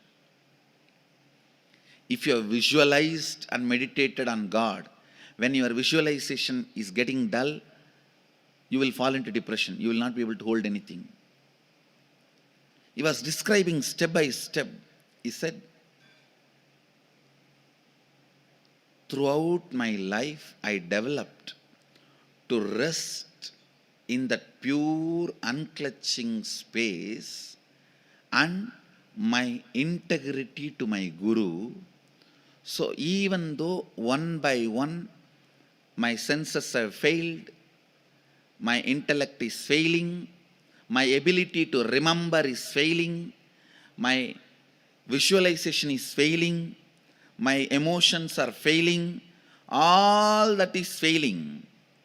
But because my whole life I developed the strength of resting in my pure completion and unclutched space, or pure questioning, whatever I say, that Advaita Nirvikalpa Samadhi, now I am simply resting into it.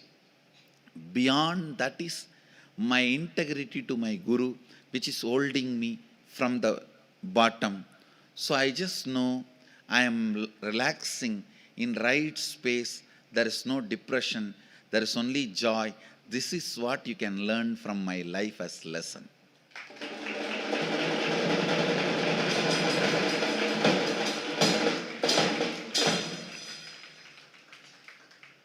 When he was describing, I can see, understand. This is the most powerful old age insurance you can do it. Even if you practice just repetition of name, when your logic gets into, actually when the salt intake reduces or creatinine level increases in your blood, your ability to connect and remember will fail. Even the pleasure of repeating the name of the God is the pleasure comes from ability to connect and see. You have to connect that name and the God's form and His quality and all that subtly internally. Even that circuit will fail at one time in you. And even if you visualized all the time Sadashiva's form or even my own form, Guru's form, and meditated, there will be one moment where that visualization ability will collapse in you. The one and only thing you need to develop is your ability to rest in unclutched space. The perpetual completion, Sagaja Samadhi, and even that will collapse. That time, only one thing can hold you, your integrity to your Guru.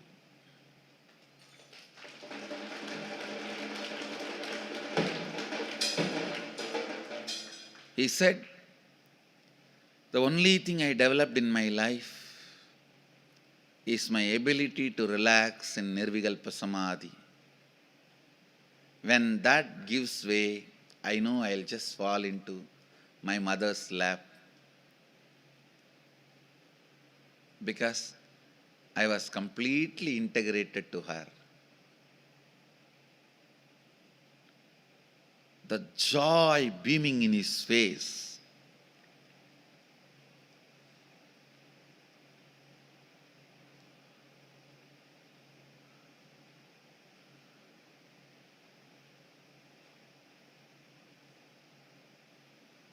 Only with Arunagiri Yogeshwara, I had tears of gratitude in my eyes. The next person with whom I had tears of gratitude in my eyes, other than Arunagiri Yogeshwara, is Vairagyananda Swami. This Swami.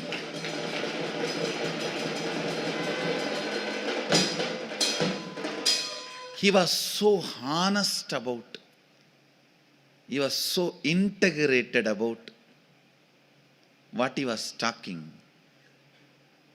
The power of his integrity, I got entangled with that experience. The entangled with that experience. I was actually literally vibrating the space from which he was describing. That entanglement is what I feel is initiation to me.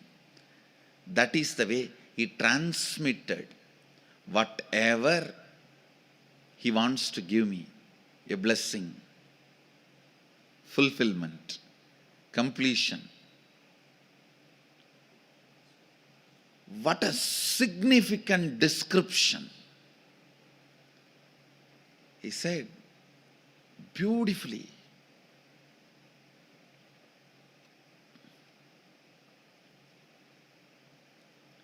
See, in your brain, if the salt level in your food and blood, the salt level goes down or creatinine level goes up. Please understand,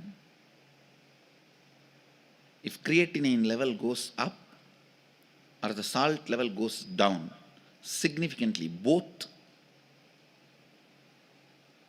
will make you lose, your brain will lose its ability to remember and connect. So even if you develop the habit of japa,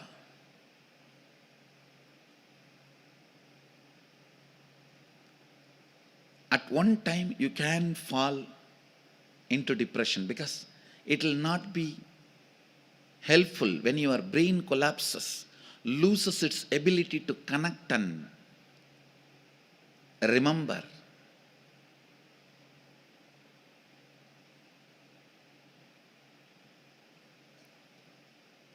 The best thing you should develop in your system is your ability to be in the space of unclutching, nirvikalpa samadhi, the space of Sadashivoham, the space of perpetual completion, space of Sahaja Samadhi, space of Nithyanandoham. Whatever different words I may use, I mean only that space, which is technically called by Sadashiva as Sayujya Samadhi or Sadashivoham or Nirvikalpa Samadhi by Patanjali, Nirbija Samadhi by Shankara.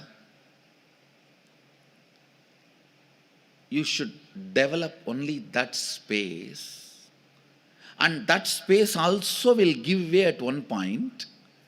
Then the space you will fall is the integrity with Guru. Understand? That is the last space you will fall. After that, you can't do anything. That hand has to just take you in and digest you. He said, that last point I am going to fall, Nirvikalpa Samadhi, I have developed in me, and I am sure about my integrity with my mother. In Bengali, in little few words he uttered, I'll go to my mother's house, Mayarbadi. I'll go to my mother's house. Mayarbadi is the word he used. Mayarbadi means mother's house. Because I was so integrated to her, I'll fall in her lap and I'll go to mother's house.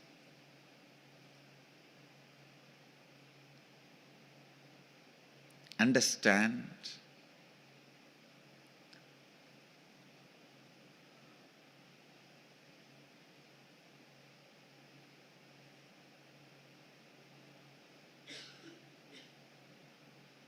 The moment he said this and it clicked with me, the entanglement was so beautiful.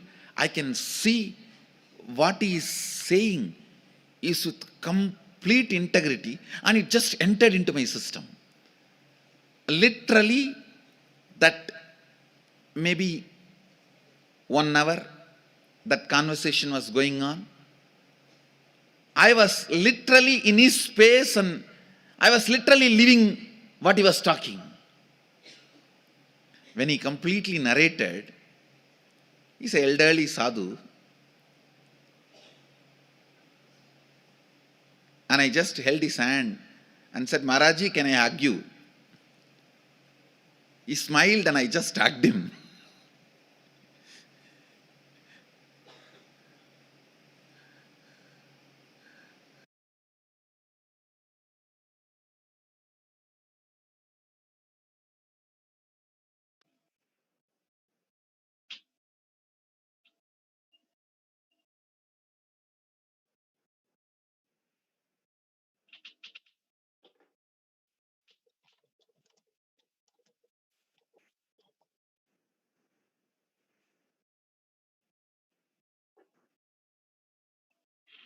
Let us see. Shambhala, the etheric helipad, transcribed from Swamiji's own experience. Tapovan is located at about 15,000 feet altitude in the Himalayas above Gangotri and Gomukh, where Ganga appears. Even today, both Gomukh and especially Tapovan are difficult to reach. They have only trekking paths and hardly any accommodation to speak of. To go up to Tapovan and stay there, as Swamiji did during his wandering years, did for many months. It requires acclimatization at the Gangotri altitude for many months. air is very thin at such high altitude, and this can be fatal for someone. Some devotees asked him how he survived in Tapovan. He said he lived in caves, covered himself with some jute material and newspapers left behind by other sadhus, and survived on fruits, berries, and roots that he picked from the plants and trees. He stayed for about 6 months at Tapovan. Swamiji talks with deep passion about Tapovan. He calls this the Shambhala, where the energy of the universe resides. The Sapta Rishis, the seven sages who are talked about in the Hindu scriptures, resides here. Swamiji says that the Sapta Rishis are not physical entities but combined energy of enlightened beings that decides on the operation of universe. He told us that a being could only be enlightened as a human from planet Earth. Other planets have living beings, but not at the same level of consciousness of humans that can elevate into the super consciousness. One needs to be born as a human to be enlightened. The launch pad of enlightened beings is located in Tapovan in the etheric plane. He also said that the banyan tree at Biddi and um, the banyan tree he visited with Arunagiri Yogeshwara in Tiruvannamalai too are the same etheric plane. When Swamiji was coming down from Tapovan, he had a very unique experience. Swamiji says, see, I discovered I am able to heal when I was traveling in Tapovan. Tapovan is in Himalayas. That area is under army control. So when I was coming down, I saw an army truck. Those guys forced me that I should get into the truck because today, within 12 hours, the whole thing will be covered with snow. You will not be able to survive. I said, okay. In the army truck, there is no seat. There is just a wooden plank and the bolt and nut. They will just put the bolt nut. I was sitting in one place. It was very sleepy. I was very sleepy. At one place, the truck slipped into 20 feet. It started slipping fast. I was thrown. When I landed, the backbone hit exactly on the bolt, and I had the backbone fracture. They took me to camp, and the doctor did all the diagnosis and said, 6 months I cannot move. I said, 6 months in one place? Oh God, nothing doing. I'm going tomorrow morning. They said, at least you should have some first aid. Be here. I said, nothing doing. Swamiji describes the healing process he did for himself. Every day morning, I put my hand. I saw in few days, I became all right. It completely got healed. That is the first time I healed, and first time I understood I can heal. The healing energy is there. In few days, when I came down, I saw the door again, and they said, you are all right. I saw the doctor, and the doctor said, you're all right. You can do whatever you want. You can travel in few days. So when he said, the pregnant with the avataric mission inside him and carrying a body that was as soft as butter, the avatar went first to Tiruvannamalai to offer gratitude to his beloved Lord Arunachaleshwara, with whose blessing he had departed. These photographs are taken during the visit there.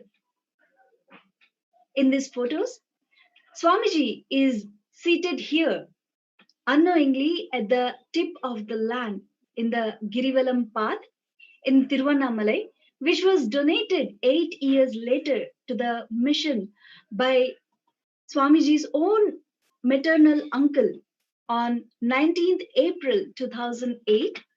On the auspicious Chitra Paurnami day, Swamiji inaugurated the temple monastery complex in this very place. Achapakam and Tiruvannamalai, the avatar made his way next to Acharapakam near Chennai, where he spent several months asserting the new being, his new being.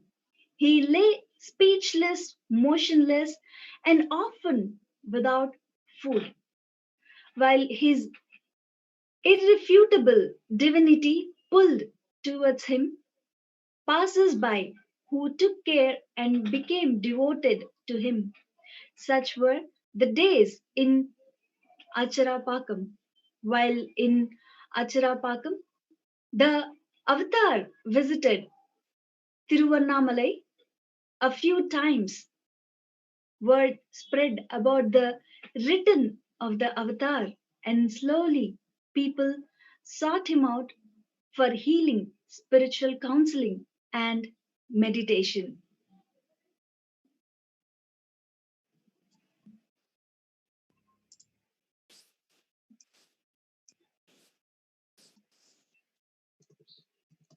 After Swamiji's avataric realization in the year 2000, Swamiji began intensely and fervorously making the Satya Sankalpa, the conscious will, for reviving the nation of Sri Kailasa through a series of elaborate and powerful rituals.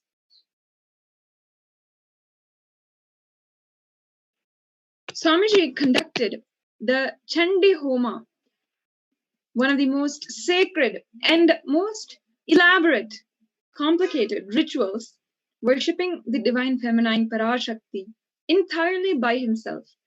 The Chandi Homa involves chanting the 700 verse Devi Mahatmyam and a total of 11 times invoking the energy of Chandi, who is the divine mother in her ferocious and powerful form.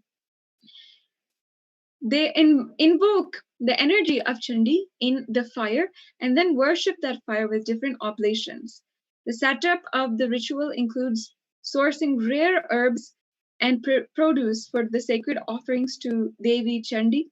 And this homa is agreed upon to be amongst the highest order and the most powerful ritual which can be conducted in order to manifest what you want into reality. There are a lot of pictures, and this is the first recorded public event that Swamiji did after returning from his wandering days, and it was on Diwali of the year 2000 in one of the temples located in Tiruvannamalai, a temple which Swamiji himself helped in the construction and the designing planning. He organized and guided all of the people who wanted to build that temple. And then finally, he told and guided that they should do this Chandi Homa.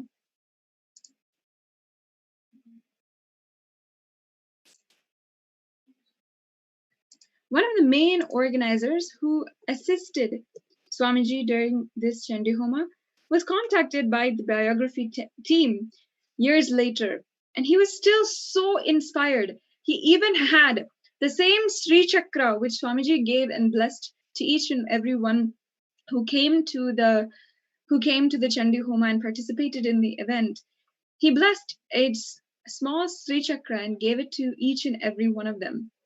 This devotee still has that Sri Chakra and still does daily puja for that Sri Chakra. And continuously, whenever he sees it, he always remembers Swamiji. The devotee's name is Ravi, and recently he gave an interview with the biography team on his cherished memories from the Chandi Homa which Swamiji conducted in November 2000, 20 years back. So let's now watch that beautiful interview by Ravi.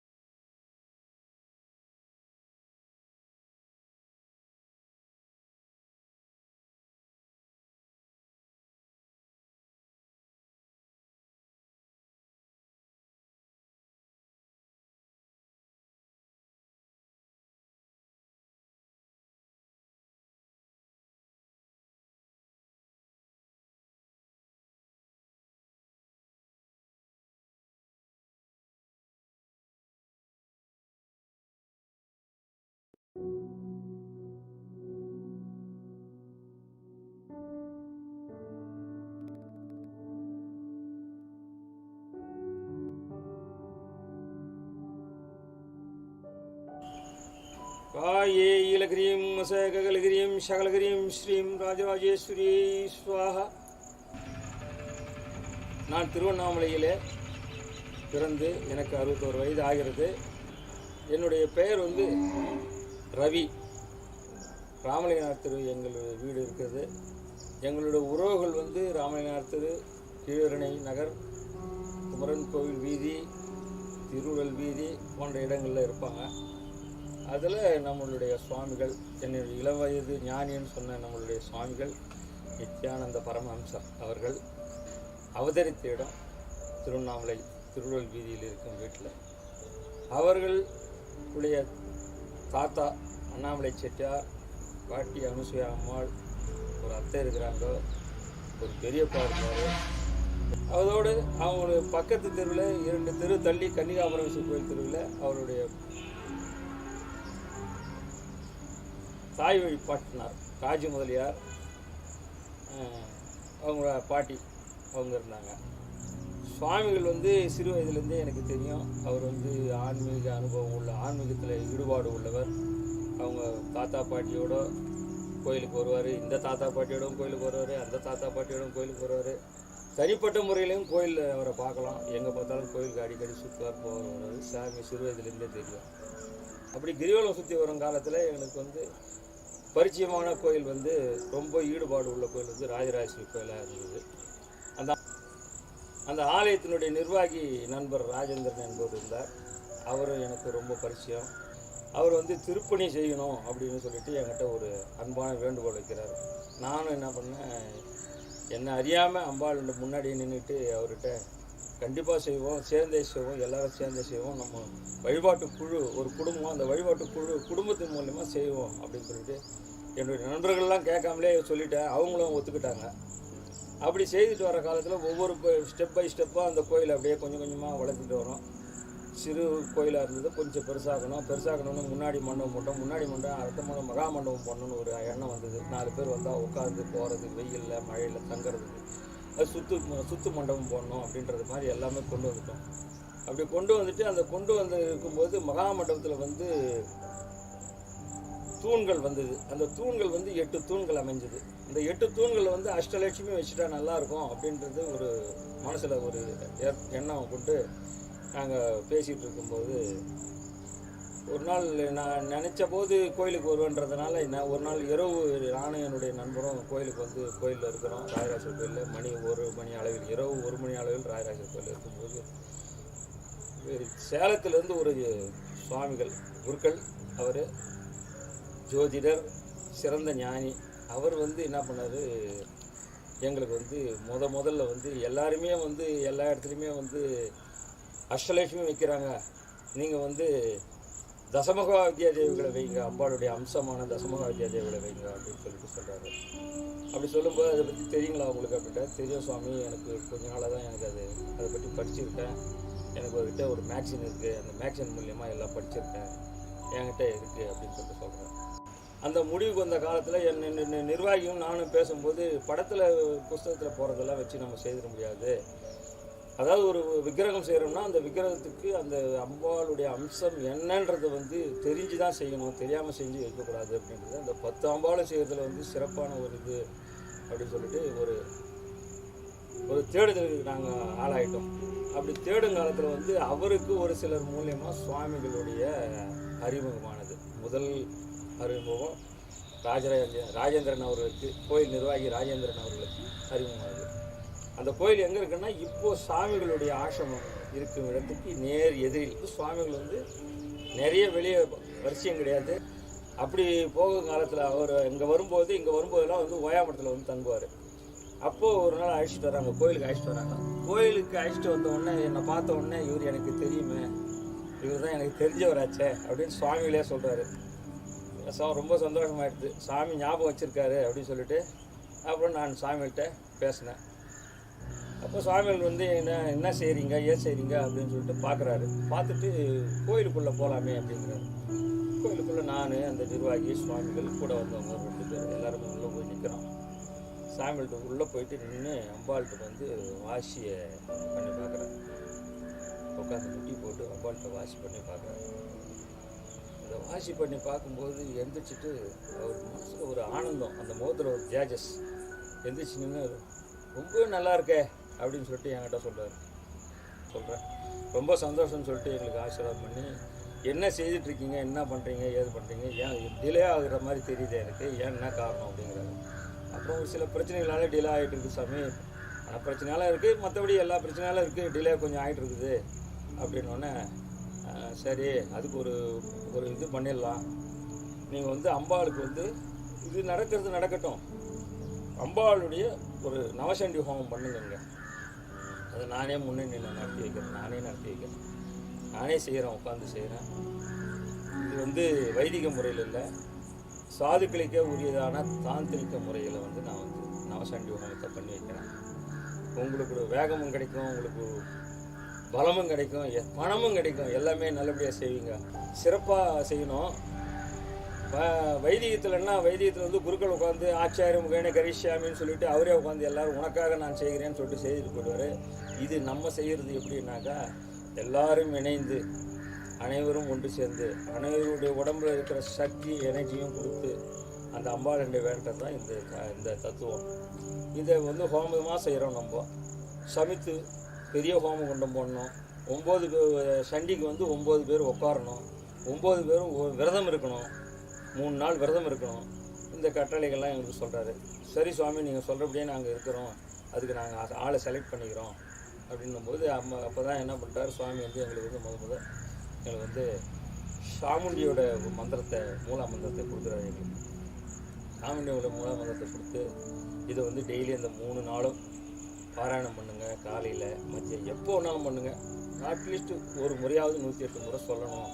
இதை சொல்லிட்டு தான் நீங்கள் வந்து 3ஆவது நாள் வந்து ஹோமத்தில் உட்காரணும். அப்படி ஆன காலகட்டத்தில் நாங்கள் வந்து அதுக்கு அன்றாட 9 பேரை செலக்ட் பண்ணி அந்த 9 பேர் உட்காரவங்க தான் ஏவமாக விரதம் இருக்குது. எல்லோரும் வந்து அந்த ஹோமத்தில் கலந்துக்கிறதுக்கு வந்து நிற்கிறோம். அந்த ஆலயத்தின் வாசற்படியில் சுவாமிகள் வராரு. வந்து அவர் காரில் வந்து இறங்கினார். சுவாமி வந்து இறங்கின உடனே நாங்கள்லாம் எல்லோரும் போயிட்டு சுவாமிகளை அழைச்சிட்டு வரணும்னு சொல்லிட்டு மரியாதையோடு நின்று சுவாமிகளை அழைச்சிட்டு வரோம். சாமியோடு நாங்கள் நேர்ந்து நிற்கிறோம். அந்த சுவாமியோட நேராக அம்பாளுக்கு நேராக வந்து நாங்கள் நிற்கிறோம். அந்த மெயின் என்ட்ரன்ஸில் வந்து நின்ன உடனே ஒரு ஃபோட்டோகிராஃபர், எங்கள் ஃபோட்டோகிராஃபரில் எங்களுடைய அந்த கோயில் நிர்வாகத்தில் இருக்கிற ஒரு உறுப்பினரே ஃபோட்டோ எடுக்கிறார். அந்த ஃபோட்டோ எடுக்கும்போது அங்கே ஒரு ஃபோட்டோ எடுக்கிறாரு, உள்ளே போகிறத ஃபோட்டோ எடுக்கிறாரு, லைனாக ஃபோட்டோ எடுக்கிறாரு. அதன்படி அந்த ஹோமத்தை வந்து எப்படி செய்தாருன்னா எல்லாரும் 9 பேரும் உட்காந்து 9 பேருக்கும் 9 சபித்து 3க்கு 3 அடிக்கு 3 அடி அகலம், ஆழம் வந்து 5 அடி போடணும்னு சொன்னார். 5 அடி ஆழத்தில் ஹோமகுண்டம் போட்டு ஒவ்வொரு சமித்துக்களும் ஒவ்வொரு மூட்டை அந்த சமித்துக்கள். அதே போல் சுவாமிகளோட பூர்ணாகுதி சாமான்களும் வந்து மூட்டை கணக்கில் தான் வாங்கணும் அப்படின்னு சொல்லிட்டு சொன்னாங்க. சரி சுவாமி வாங்கிக்கலாம், அதை பற்றி ஒன்றும் இல்லை, எல்லாமே நம்ம செய்துக்கலாம் சாமி அப்படின்னு சொல்லிட்டு எல்லாமே ஏற்பாடு பண்ணி நெய் வந்து டின்னு கணக்கில் வாங்கணும். எல்லாமே செய்து சுவாமிகள் வந்து உட்காந்து 3:30 மணி காலம், 3:30 மணி, 4:30 மணி, 5 மணி ஆயிடுச்சு. 5 மணி காலம் வந்து காலையில் நான் 5 மணிக்கு உட்கார்ந்தவங்க வந்து மணி 11:30 வரைக்கும் அந்த ஹோமத்தை சுவாமிகள் 7/11/2000 செவ்வாய்க்கிழமை அன்றைக்கி தான் செய்யணும்னு சொன்னார். அந்த காலத்தில் செய்தோம். கலந்தோன்னே அந்த 5 மணி நேரம் 5:30 மணி நேரம் உட்கார்ந்த கஷ்டம் தெரியல எங்களுக்கு. 5:30 மணி நேரம் எங்கே இருந்தோன்னு எங்களுக்கு தெரியல. அம்பாளுடைய மந்திரங்களை சுவாமி ஒரு பக்கம் சொல்ல, இன்னொருத்தர் மந்திரம் கூட படிக்க, புத்தகத்தில் படிக்க, நாங்களும் வந்து எங்களுக்கு சொல்லிக் கொடுத்த மந்திரத்தை சொல்லிக்கிட்டே அந்த பூர்ணாகுதி சாமான்களை ஒன்று ஒன்றா சமைத்துக்களை வந்து ஹோமண்டத்தில் போட்டு அந்த ஹோமத்தை முடித்து இது ஒரு சிறப்பான இதில் இன்னொரு இது என்னன்னாக்கா சுவாமிகள் வந்து இதில் வந்து ஒரு சிறப்பான ஒரு அமைப்பு ஏற்படுத்தினார். அதாவது வந்து எல்லாமே சாதுக்கள்லாம் செய்கிறது வந்து ஹோமகுண்டத்துலேருந்து நூல் போட்டு நூல் கொண்டு போயிட்டு அந்த ஹோமகுண்டத்துலேருந்து அம்பாளையோ சுவாமிகளினுடையோ கொண்டு போய் அந்த ஹோமகுண்டத்தினுடைய நூலை கட்டிடுவாங்க. பட் ஆனால் சுவாமிகள் என்ன செஞ்சாருன்னா ஹோமகுண்டத்தை சுற்றி தர்பக்கயிறு வேணும் அப்படின்னு சொன்னார். நீளமான தர்பக்கயிறு வேணும், எவ்வளோ நீளம் வேணாலும் கேளுங்க சாமி, நான் ரெடி பண்ணிடுறேன்னா ரெடி பண்ணி கொடுத்தேன். எல்லாம் அந்த நீளமான தர்பக்கயிறு கொண்டு அந்த ஹோமகுண்டத்தை சுற்றி அந்த ஹோமகுண்டத்துலேருந்து எடுத்துகிட்டு வந்து எங்களை சுற்றி 9 பேரை இணைச்சி அதை கொண்டு போய் சுவாமிகளுடைய இடுப்பில் இணைச்சி அதை திரும்பி அங்கேருந்து கொண்டு போய் கலசம் வச்சிருந்த இடத்த அந்த 9 கலசம் வச்சிருந்த இடத்த இணைச்சி அதுக்கப்புறம் அந்த கலசத்துலேருந்து நேராக அம்பாளுடைய நாபிக்கு கொண்டு போய் அதை சேர்த்தார். ஹோமம் செய்து அந்த ஹோமத்தில் வந்து எங்களுக்கு வந்து என்ன பண்ணாருன்னா அருளாசி வழங்கினார். எங்களுக்கு அப்போது வந்து ஹோமத்தில் உட்காந்தவங்க எல்லாருக்குமே வந்து ஸ்ரீசக்கர யந்திரம் ஹோமத்தில் வச்சு எங்களுக்கு கொடுத்தார்.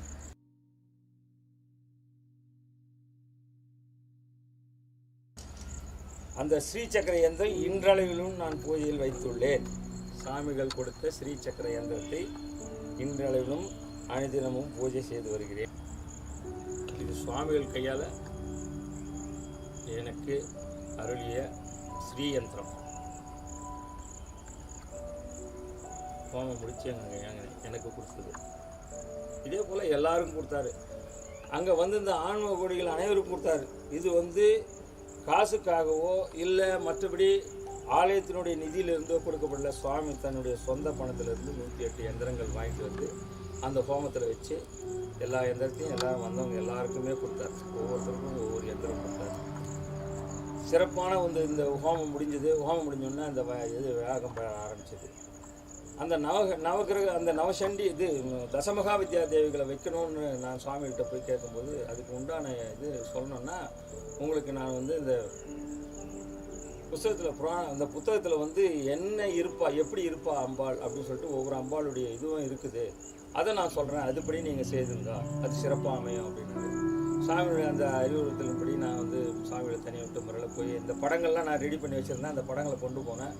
கொண்டு போய் சாமிகிட்ட வச்சு நான் உட்கார்ந்த உடனே சுவாமிகள் வந்து அந்த மந்திரங்கள் படித்து அம்பாள் இப்படி இருப்பா, இப்படி பார்வை இப்படி இருக்கும், அம்பாளுடைய கையில் இப்படி இந்த அவயம் இருக்கும், இந்த கையில் கத்தி இருக்கும், சூலம் இருக்கும், அப்படி எல்லாமே வந்து அந்த மந்திரங்களே ஒருபடி அம்பாள் எப்படி உட்காந்துருப்பா அப்படின்றது அந்த காளி, தாரா, திரிபுர சுந்தரி, திரிபுர பைரவி, சின்னமஸ்ஸா, தூமாவதி, கமலாத்மிகா,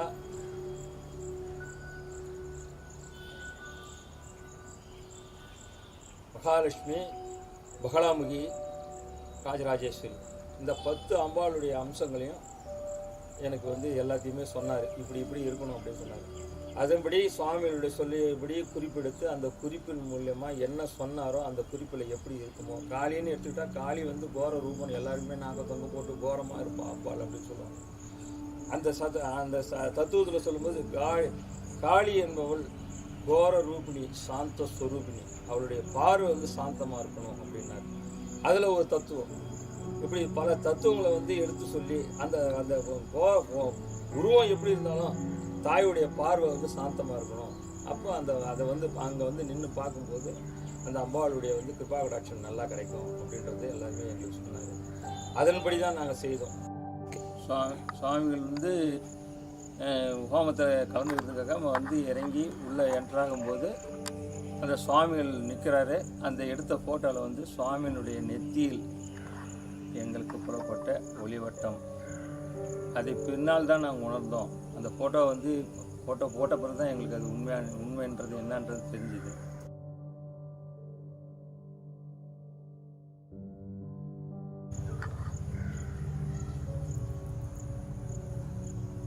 ஹோமத்தின் முடிவில் சுவாமிகள் அம்பாள் ராஜராஜேஸ்வரிக்கு பூர்ணாகுதி கொடுக்கும் பொழுது ஜுவாலை வடியில் அம்பாள் உருவானது.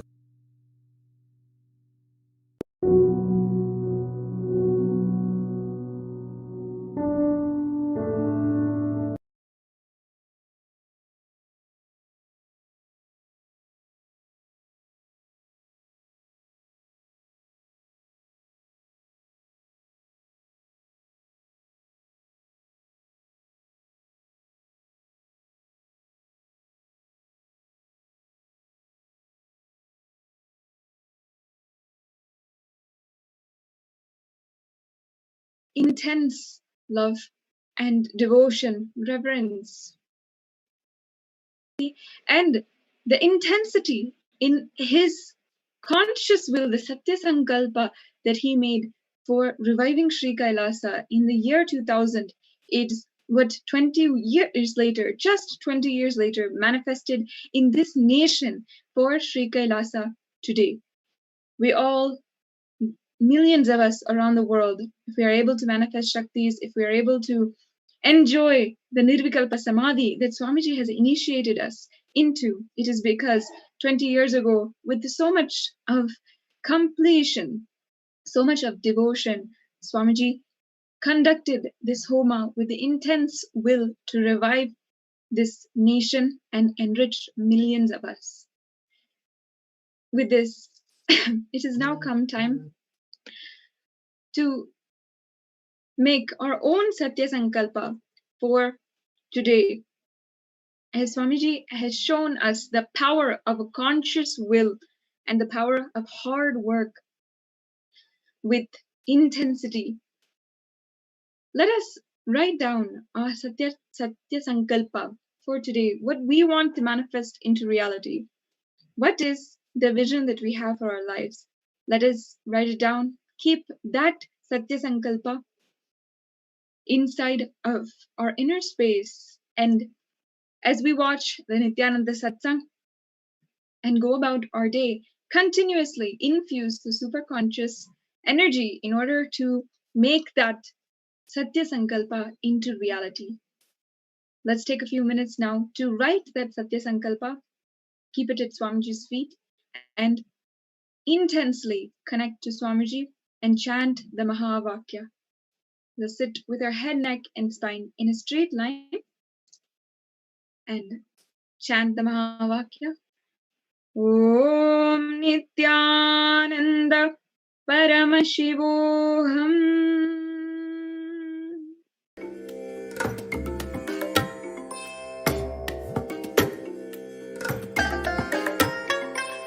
I bless you all. Let you all open all your three eyes and manifest the powers of Mahasadashiva. Om Nithyananda Paramashivoham. Om Nithyananda Paramashivoham. Om Nithyananda Paramashivoham. Om Nithyananda Paramashivoham. Om Nithyananda Paramashivoham. Om Nithyananda Paramashivoham. Om Nithyananda Paramashivoham. Om Nithyananda Paramashivoham. Om Nithyananda Paramashivoham. Om Nithyananda Paramashivoham. Om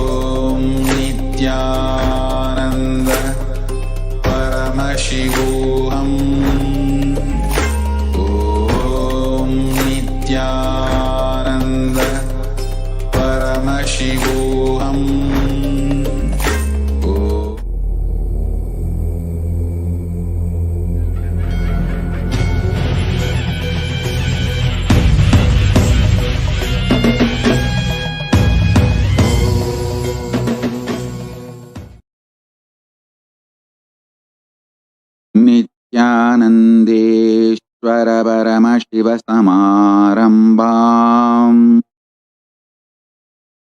Nithyanandeshwari Parashakti Madhyamam Asmadacharya Paryantam Vande Guru Paramparam.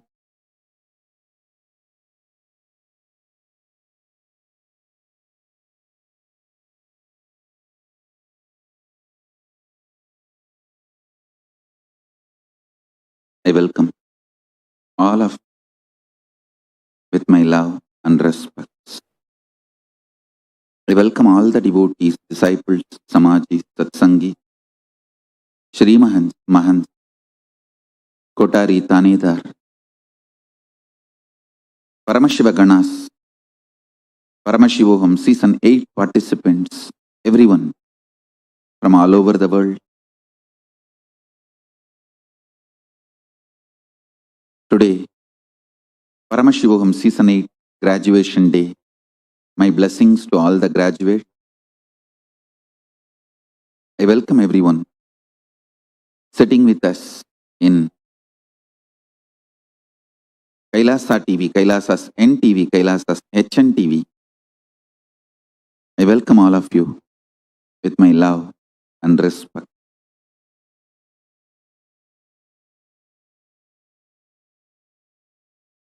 Paramashiva's message directly from Kailasa. It's like almost like a briefing of the cosmos. Cosmos briefing you about the happenings of the universe and your planet Earth.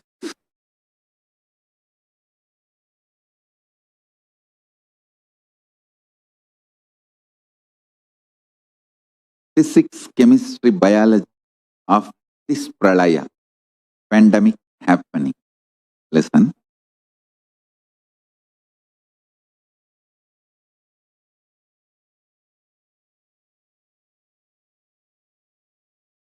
Expansion of the universe accelerated is what I am saying as superconscious breakthrough happening.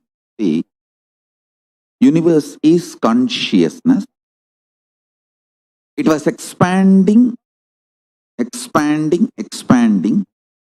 Suddenly the expansion is accelerated.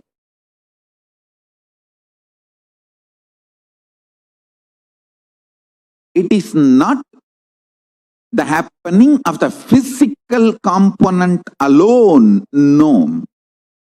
The happening is conscious. The place where the atheists and spiritual scientists differ is atheists are trying to say this whole cosmos is just accident or coincident of materialistic happenings. People who know the truth, rishis, inner scientists, who knows the cosmos from the great Hindu tradition, not only they are declaring very clearly, I tell you, all my disciples, I tell you from my personal experience, I am telling you my personal experience in tune with the declarations of Veda Agamic rishis and Paramashiva himself. Universe is consciousness. Isha bhashyamidagun sarvam. Whatever exists is consciousness.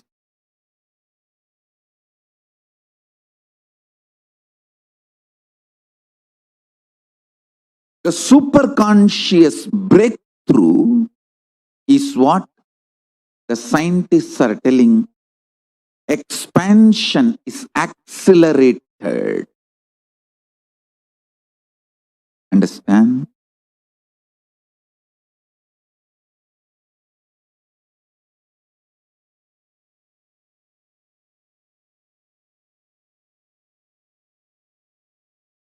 The greatest good news for all my disciples, you can use this opportunity to get enlightened, to reach Kailas. I tell you, all my disciples, for all of you, I give you this good news.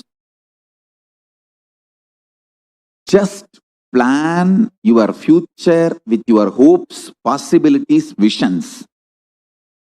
Drop any fear. You do not have fear. You are not going to live your fears. You might have prepared yourself, see, hoping for the best, preparing for the worst is the way human beings function. Any intelligent human being functions. But for you guys, I tell you, just hope for the best and go on working for your best. You have no worst. All my disciples,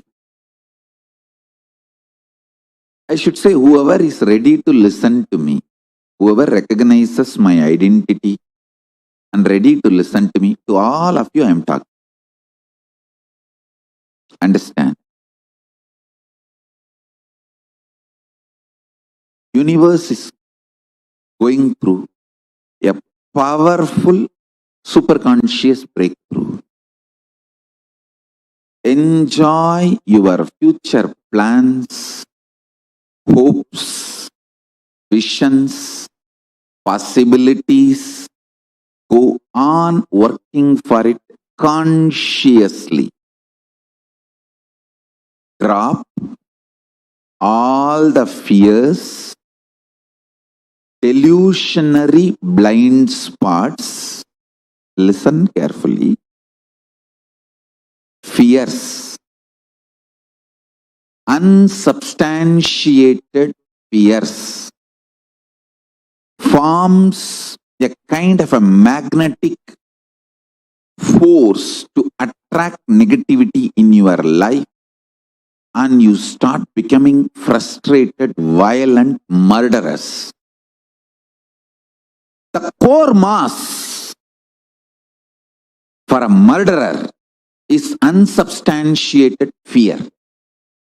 Core mass for a non-violent being is Paramashanta Swarupa. Listen. Core mass of you should be non-violence. Paramashanta Swarupa. Absolute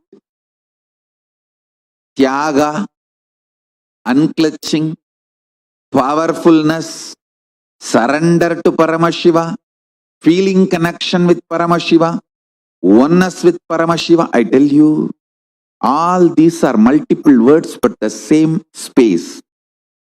If you start developing your core consciously with these practices, cognitions, experience, I tell you, you form a core for a most beautiful existence. Listen, I'll repeat. The core of a murderer will always be unsubstantiated fears. The unsubstantiated fears only snowballs into anger, frustration, feeling violated, then suicidal, delusional arrogance, then enters into murderous, violent.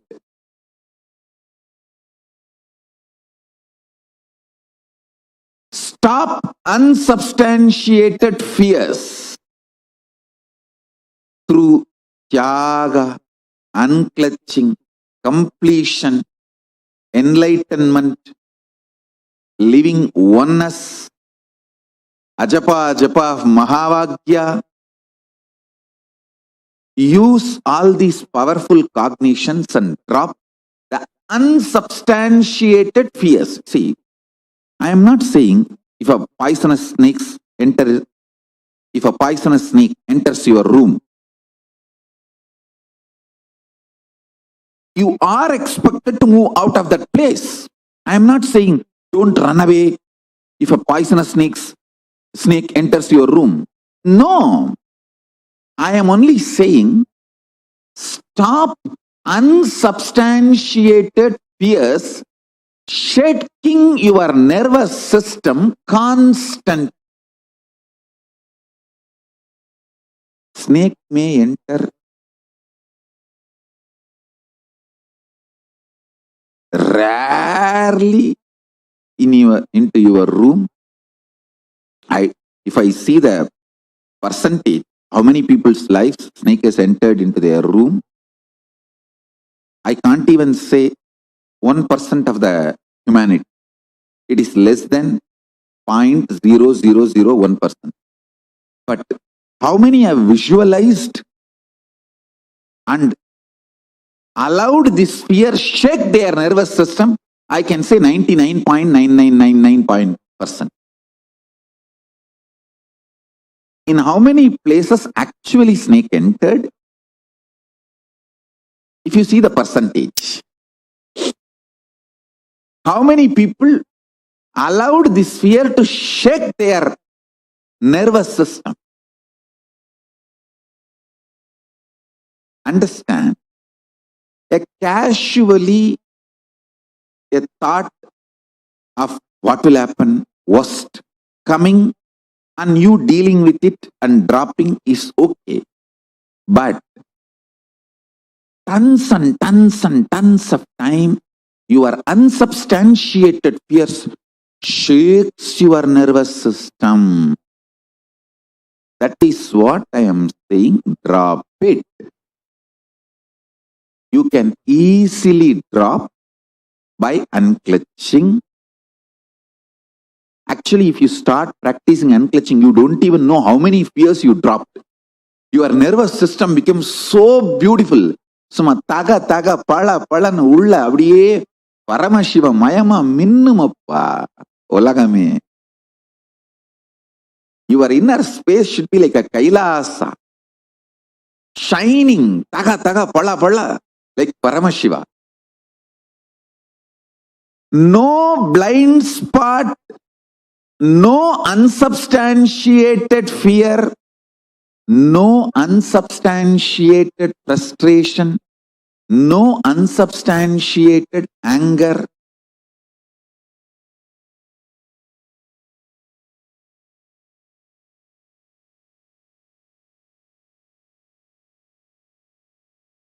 I tell you,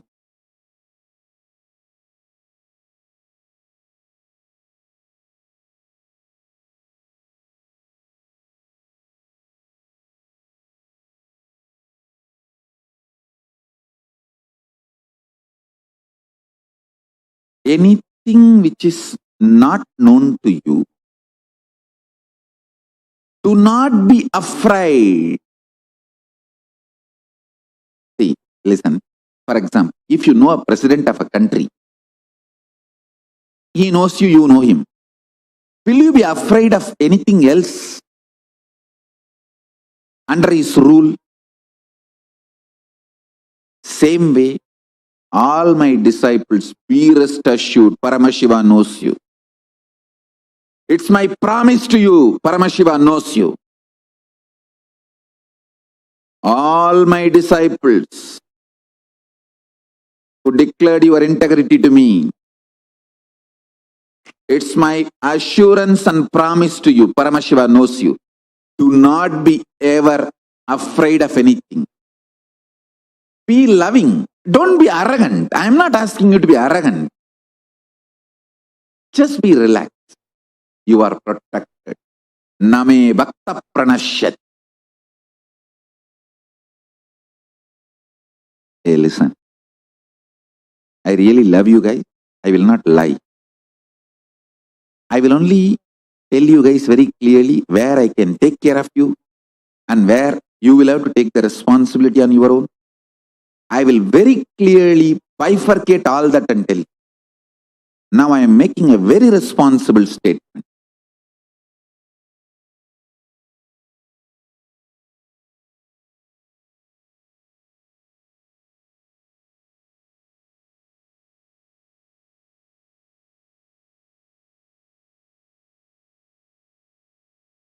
All my disciples who declared your integrity to me, to all of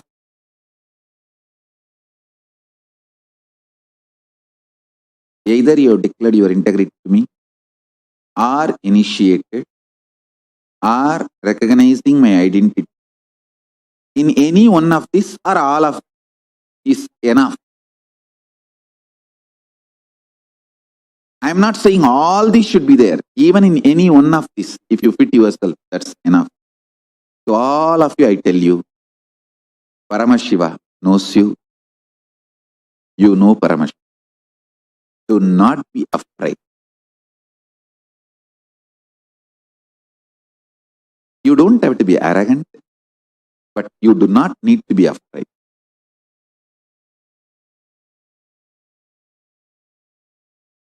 You do not need to be afraid. Unsubstantiated fear forms the core, and from that the snowballing effect starts and demons are formed. Do not form the core for demon. I have a beautiful verse.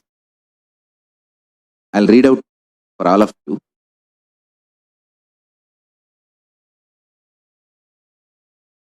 Esha Brahmaisha Indrayesha Prajapatirete Sarve Deva Imani Cha Panchamahabhutani Prithvi Vayurakasha Apo Jyotim Shityeta Ni Mani Cha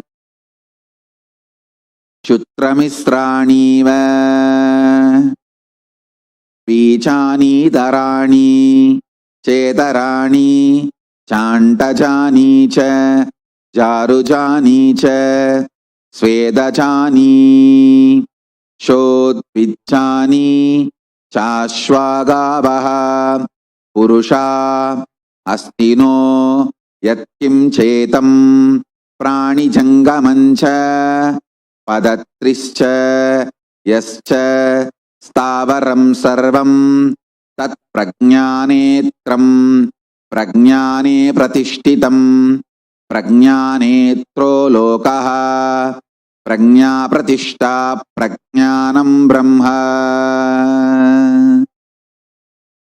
I'll read out the translation. This one is Brahman, this is Indra, this is Prajapati, this is all these gods, and this is 5 elements: earth, air, space, water, fire, and this is all these together with the tiny ones that are the procreators of others and referable in pairs to wit those that are born of eggs, of wombs, of moisture, and of earth, horses, cattle, men, elephants, and all creatures that are which move or fly, to those which do not move. All these are impelled by consciousness. In consciousness, all are established. All these have consciousness as the giver of their reality. The universe has consciousness as its eye, and consciousness is its end. Consciousness is Brahman. Prajna Pratishta Prajnanam Brahma. I tell you, universe is consciousness. This is Rigveda, Aitreya Upanishad, 1st Adhyaya, 5th Kanta, 3rd mantra. Prajnanam Brahma. Prajnanam Brahma.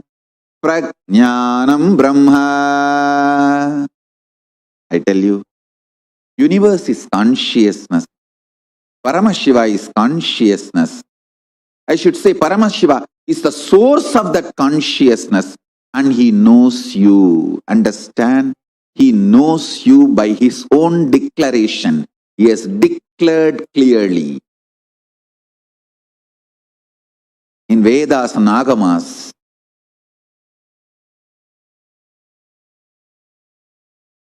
he knows the people who are initiated by his parampara. I am from the bona fide Guru Parampara and received the experience and authentication of Paramashiva. Experience for myself and authentication. Authenticated to initiate others. Both the ways I have received his command. Only then I am doing my job. So, be assured, Paramashiva knows you. You are protected. I wanted all of you to watch one documentary, small video I am playing now. Please watch. It's about Surya Siddhanta. I am going to be showing. Please understand.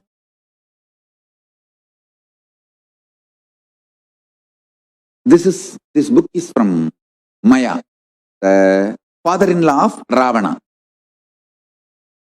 Mandodari's father. Listen. Hindu tradition is a cosmic science tradition.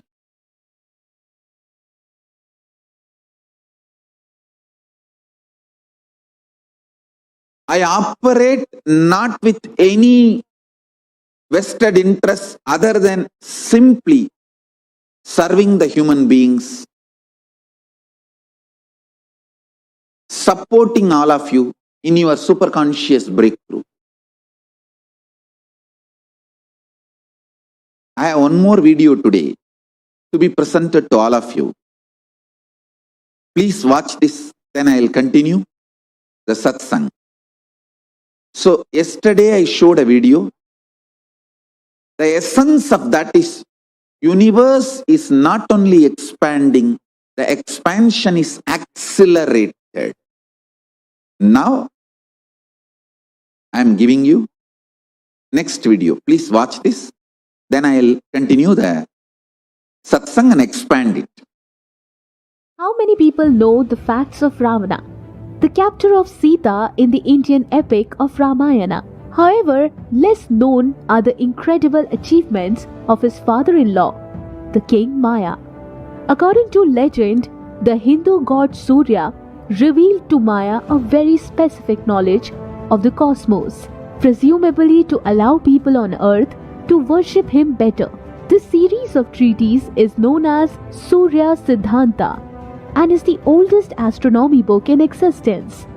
It is surprisingly accurate. In fact, it is the oldest book in the world that describes the earth as a sphere, but not flat, with gravity being the reason for the objects to fall on earth, etc. Hindu tradition says that Surya Siddhanta is 2 million years old. Vedic tradition holds that in an oral form. It is believed that the current version available is more than 2,500 years old, still making it the oldest astronomy book in the world. The Surya Siddhanta is an incredible testimony of the advanced thinking of ancient Indians. In this text, one can find the roots of trigonometry, as well as essential mathematical inventions, such as standard notation and the decimal system. In addition, the text describes gravity for a millennium before Sir Isaac Newton developed his theory in 1687. Explain the sidereal revolutions and how planets move eastward, accurately calculate the size and position of distant planets, the duration of a tropical year, and the amount of the time that has passed since its creation. Finally, in this discussion about how time passes at different speeds in different circumstances, it contains the seeds of relativity. Some excerpts from Surya Siddhanta. The average duration of the tropical year is 365.2421756 days, which is only 1.4 seconds shorter than the modern value of 365.2421904 days. The average duration of the sidereal year, the actual duration of the revolution of the Earth around the Sun, such as 365.256627 days, which is approximately the same modern value of 365.2566305 days. This has been the most accurate estimate for the duration of the sidereal year anywhere in the world for over 1,000 years. Not content to limit measurement to Earth, Surya Siddhanta also establishes the moment and the diameter of the planets. For example, the estimated diameter of Mercury is 3008 miles, an error or less than 1% of the currently accepted diameter of 3032 miles.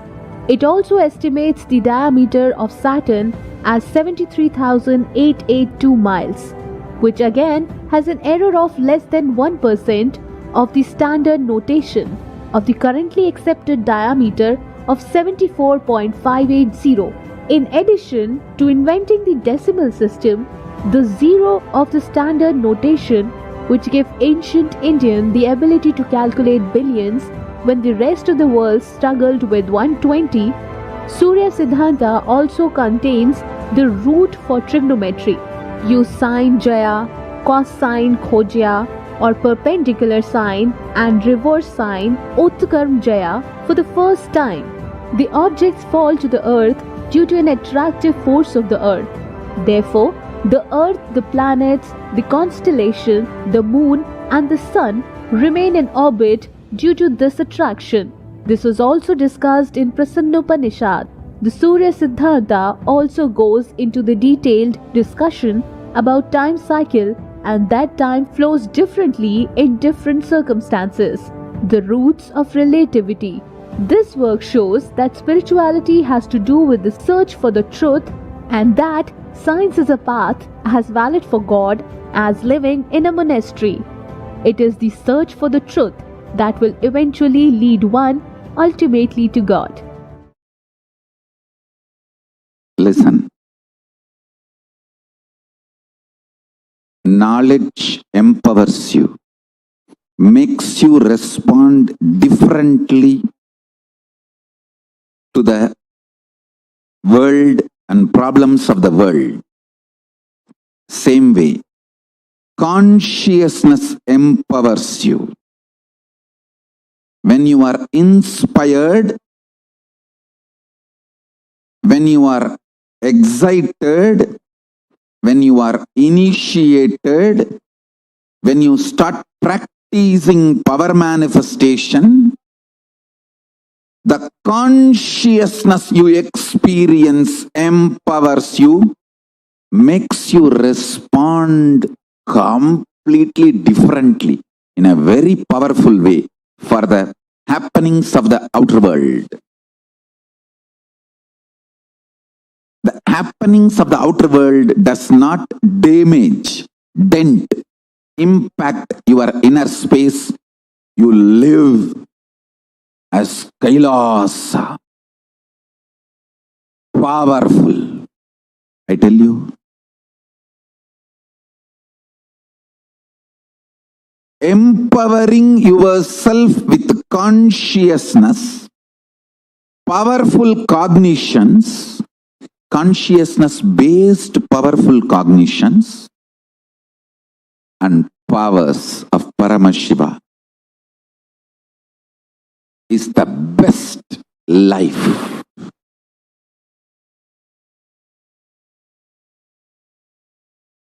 I am from the tradition ecosystem which gave books like Surya Siddhanta. Understand? I want to tell you. For thousands of years, we know the cosmos more than any scientist in the modern day. For thousands of years, we know all these great truths. Our lifestyle was established on all these great truths. Any simple priest doing puja in a village temple in India, who does the Sankalpa mantra, who knows absolutely more truths about the cosmos than many modern day scientists. Because the Sankalpa mantra, the Mahasankalpa mantra, he should know biography of the whole universe and geography, where he is sitting, and the cosmology, how the whole thing is functioning, and mainly the relationship between these three for his present moment of when he is performing, conducting this sacred ritual. The whole thing he has to know. Only then he can do Mahasankalpa.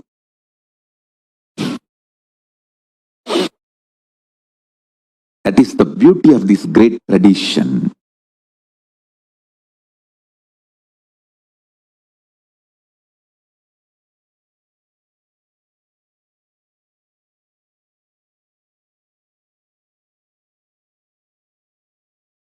Hinduism has suffered too much because it got associated with politicians. So, always the enemies of the politician. See, once Hinduism gets associated with one group of politicians, those politicians, their enemies, naturally try to destroy not only their opponents, the Hinduism also. That is the way Hinduism has suffered too much.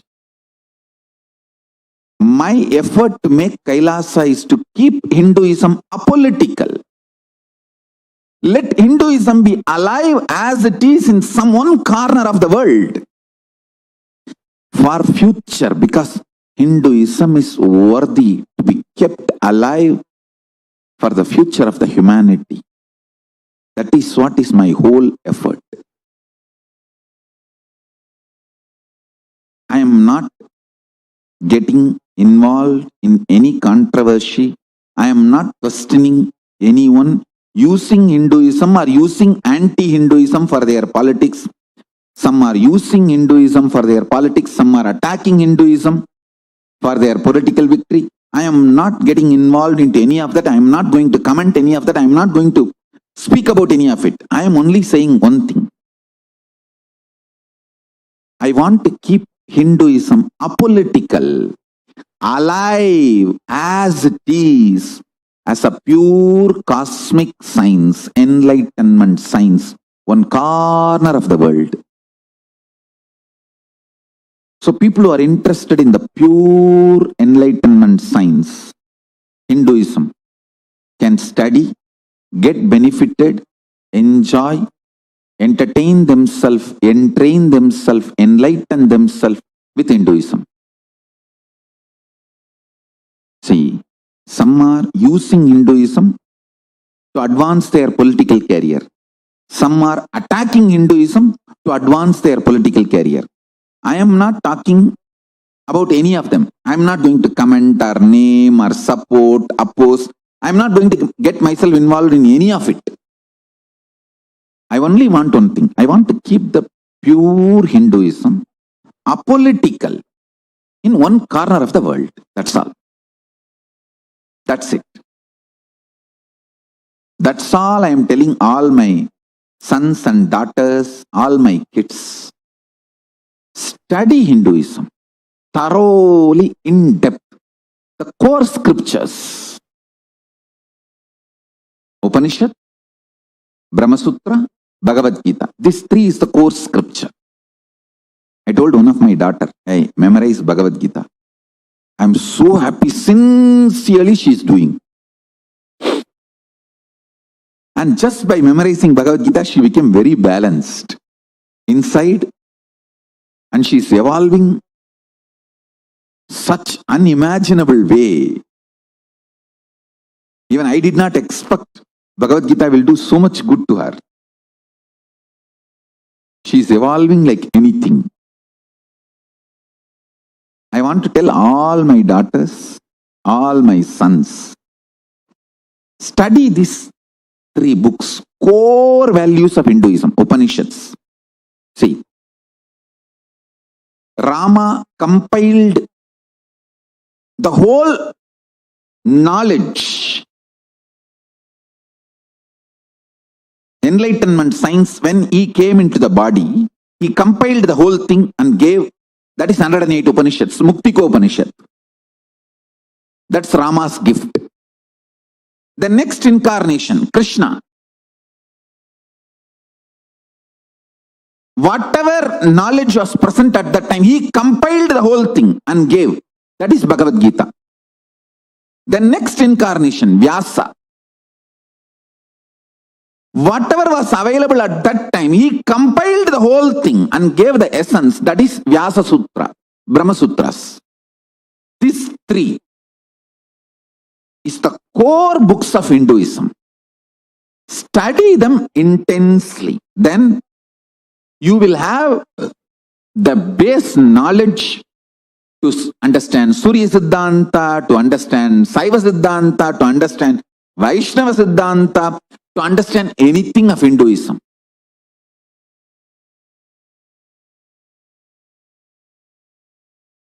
I just want to keep Hinduism apolitical, alive, true to its original spirit in one corner of the world.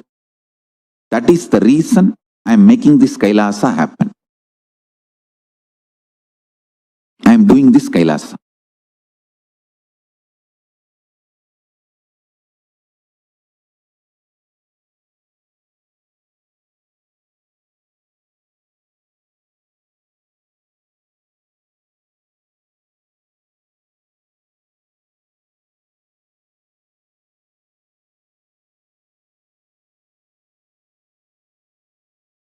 Essence of what I want to convey today, today's message from Paramashiva directly. Universe is consciousness. Make your core more and more consciousness. When you make your core more and more consciousness through these 5 major spiritual practices, unclutching, completion, oneness, ajapa of Mahavagya, feeling connection, or any one of this, you can use 2, 3, 4, 5, all 5, or any one. Any one of these will make you more and more conscious. When you make yourself more and more conscious, especially during this accelerated expansion of the universe happening, the period when accelerated expansion of the universe happening, you will get the lion's share of superconscious powers and breakthroughs. That's all I am saying.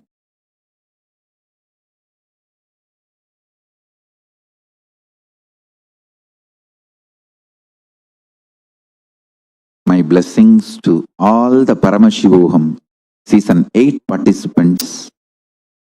I want to tell you, Paramashivoham is not just a program, it's a lifestyle. Paramashivoham only starts, never ends. Raise yourself more and more to higher and higher consciousness.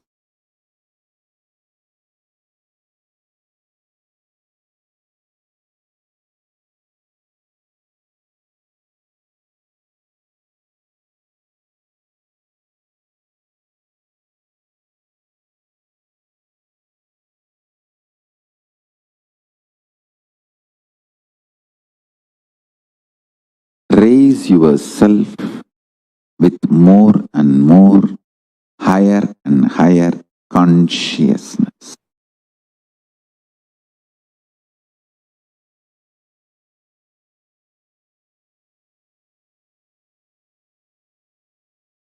Today we will have further 2 meetings. First meeting will be Paramashiva Ganas, Brahmana, Vaishya, Kshatriya, Shudra, all 4 Varnas. Then the next meeting will be Paramashiva Ganas, only Brahmana Varna. I wanted to remind, the Varna in Kailasa is your option. You choose. So,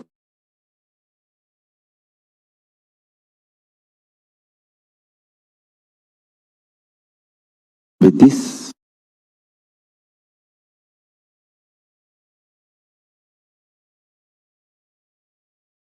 I bless you all.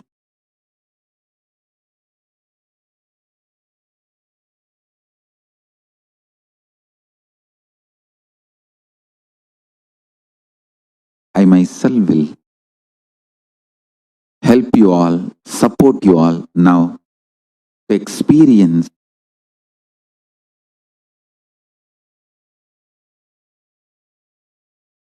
Kailasa.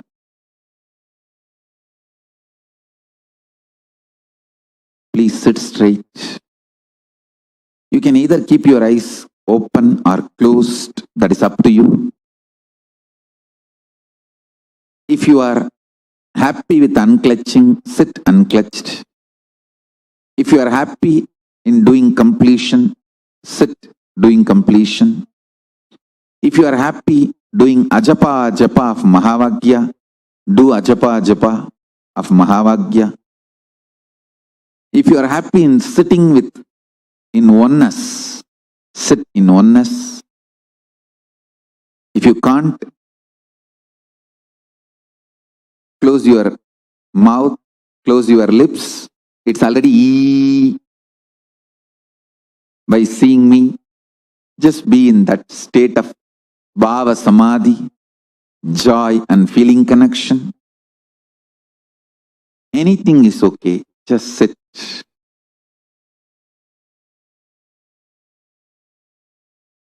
With the grace of Maha Ganapati.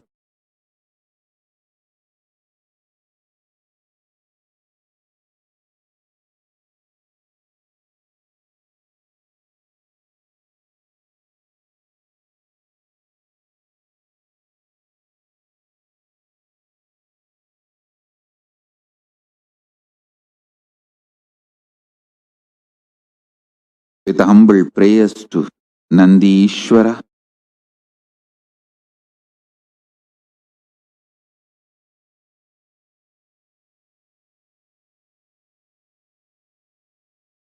Paramashivoham.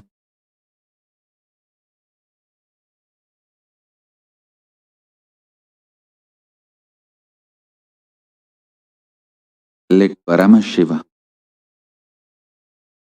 open the space of Kailasa to all of us. Let Paramashiva manifest in all of us. Surrender your form into Paramashiva's form. See clearly Paramashiva, Sutta Swayam Prakasa Jyoti,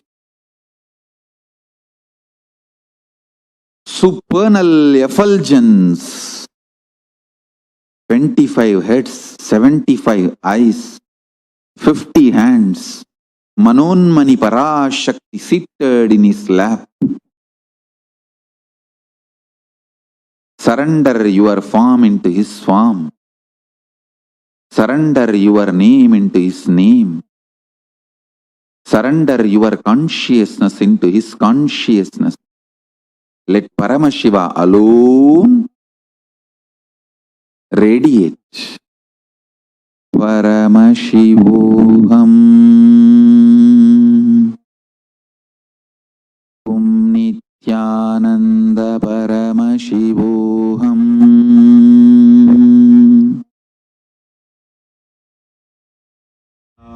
Shiv शृणुत ब्राह्मणाः सर्वे गुह्यात् गुह्यतरं परम् अस्ति मेरोरुतक्भागे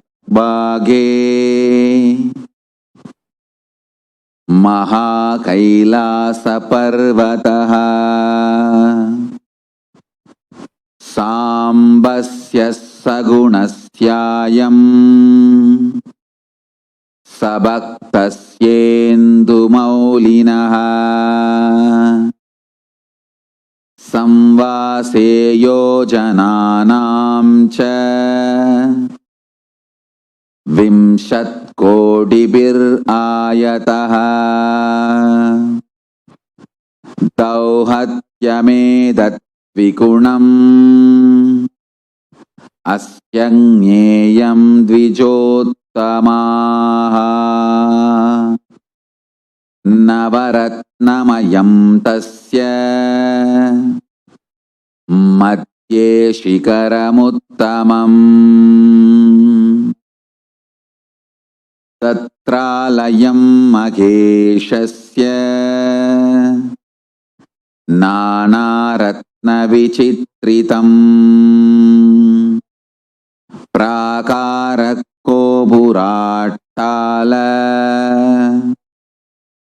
वलयीभिर्विराजितम्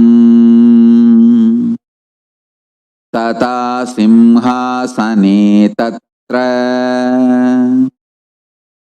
महान् शम्भुः सदाशिवः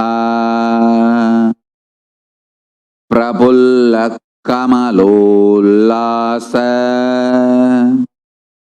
पञ्चविंशन्मुखज्ज्वलः कृतनानायुयोद्भासि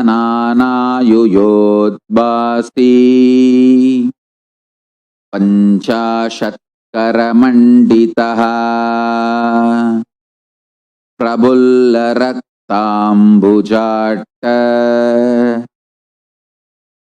श्रीनाभ्यां श्रीयुगपाज्ज्वलः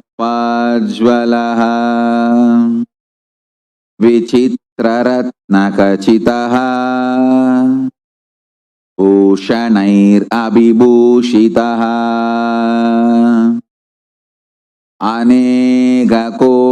अनेककोटिसूर्याभः परमानन्दविग्रहः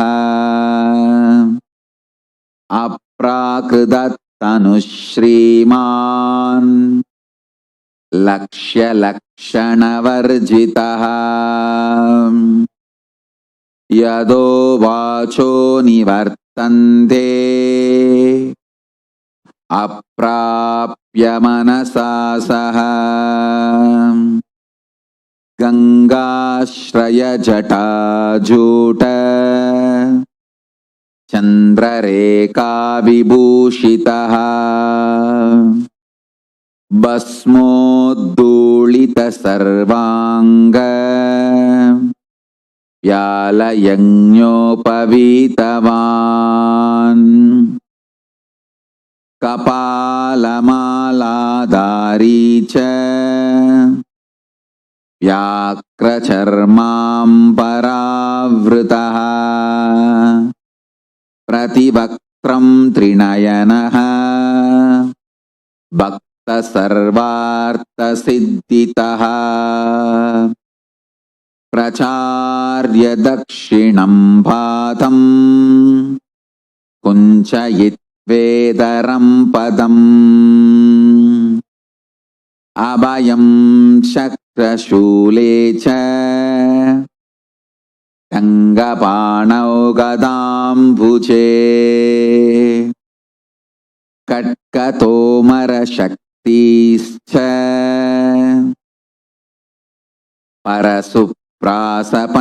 परशुप्रासपञ्जपान् अलङ्गुसाक्षमालाश्च शुरिकान्द्वजदण्डकौ वज्रकुन्तास्तिदंष्ट्राश्च क्रगञ्च पिन्दिपालकम् पञ्चविंशतिभिर्हस्तैः ततानो दक्षिणैश्चुबैः वरचावौ मृगं चङ्गम् एडपासपरश्वतान् मुत्करं डमरुगं कण्ठाम् रुद्रवीणां च पुस्तकम् कपालमुण्डकट्वाङ्गः कुशुण्डिपरिधानपि पलगं पट्टसंवेत्रम् कमण्डलूहुतासनौ कर्तरीं मुसलं पिच्छम् पिप्रत्वामैस्तताकरैः महान् सदाशिवस्योऽयम् राजते तत्र पर्वतः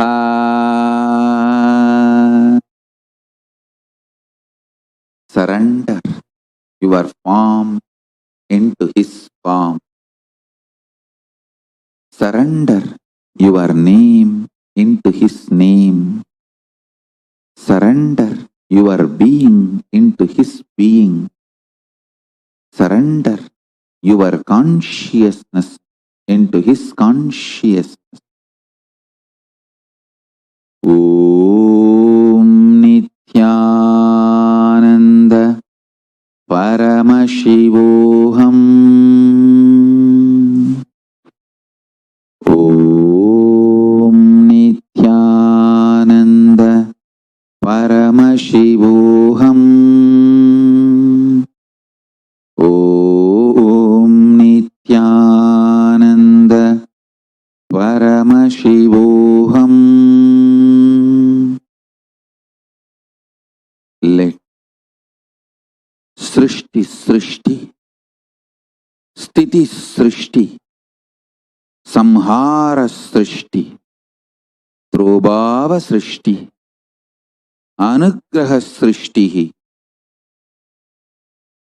Srishti Sthitihi, Sthiti Sthitihi, Samhara Sthitihi, Trobhava Sthitihi, Anugraha Sthitihi, Srishti Samharaha, Sthiti Samharaha, Samhara Samharaha, Trobhava Samharaha, Anugraha Samharaha, Srishti Trobhavaha, Sthiti Trobhavaha, Samhara Trobhavaha, Trobhava Trobhavaha, Anugraha Trobhavaha, Srishti Anugraha, Sthiti Anugraha, Samhara Anugraha, Trobhava Anugraha, Anugraha Anugraha. All these faces of Paramashiva manifest and bless all of us.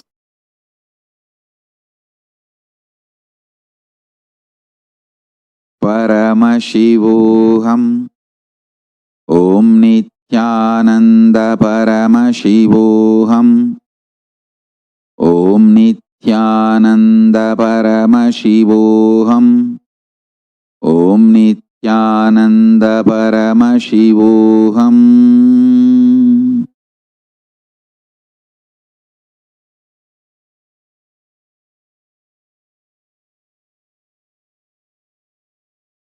Let's all radiate with integrity, authenticity, responsibility, enriching, causing, living Shuddhatvaita Saivam. The state, space, powers, being, superconsciousness, and Kailasa of Paramashiva. Paramashivoham. Om Nithyananda Paramashivoham.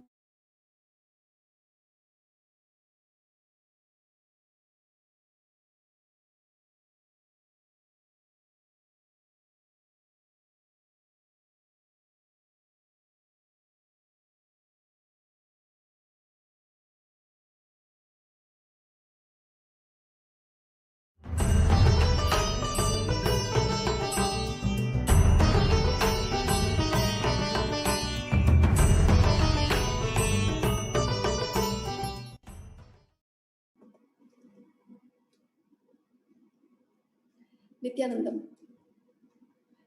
Every day, through powerful messages, Swamiji has been giving us powerful cognition. But not only that, through the deluge of the delusion, Swamiji has protected us through this COVID. Not only that, not only from the direct effect of COVID, but from the deluge of the delusion, not getting impacted by the negativities that we hear outside, nor by the effects of it. Swamiji has been completely protecting us. While the world is going through what it is going through, Swamiji has been keeping us in a very high consciousness and blissful. All that we can do is share this with the world. Paramashivoham level 2, as Swamiji said, is just not a program, it is a lifestyle.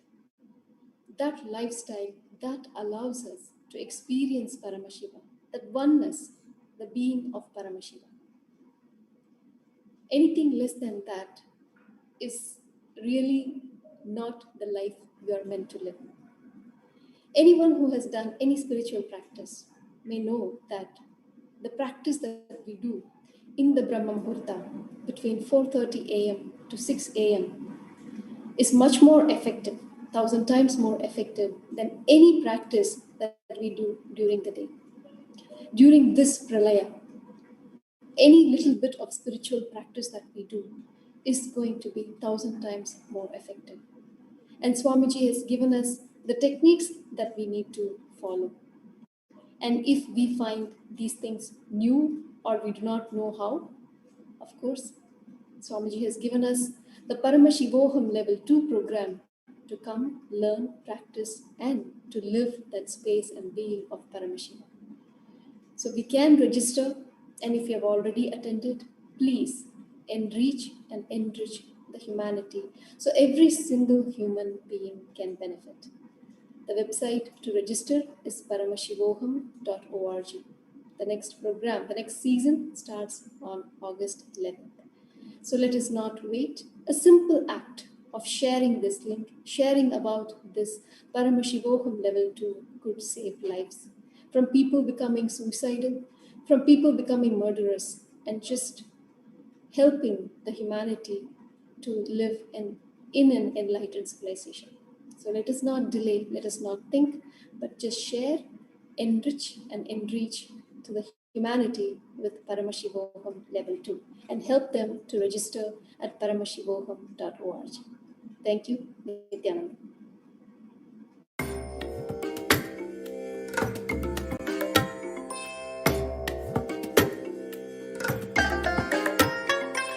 I bless you all.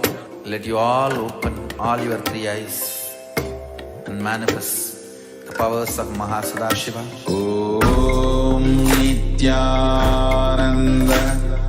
Paramashivoham. Om Nithyananda Paramashivoham. Om Nithyananda Paramashivoham. Om Nithyananda Paramashivoham. Om Nithyananda Paramashivoham. Om Nithyananda Paramashivoham. Om Nithyananda Paramashivoham. Om Nithyananda Paramashivoham. Om Nithyananda Paramashivoham. Om Nithyananda Paramashivoham. Om Nithyananda Paramashivoham.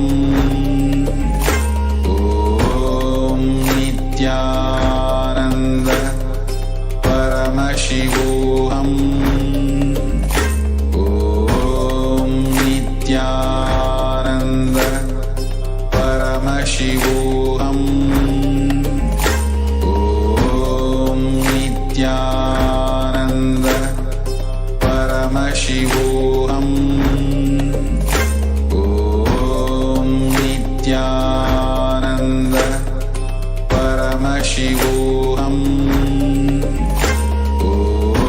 Om Nithyananda Paramashivoham. Om Nithyananda Paramashivoham. Om Nithyananda Paramashivoham. Om Nithyananda Paramashivoham. Om Nithyananda Paramashivoham. Om Nithyananda Paramashivoham. Om Nithyananda Paramashivoham. Om Nithyananda Paramashivoham. Om Nithyananda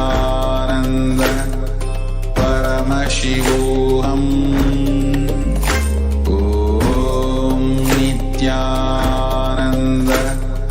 Paramashivoham. Om Nithyananda.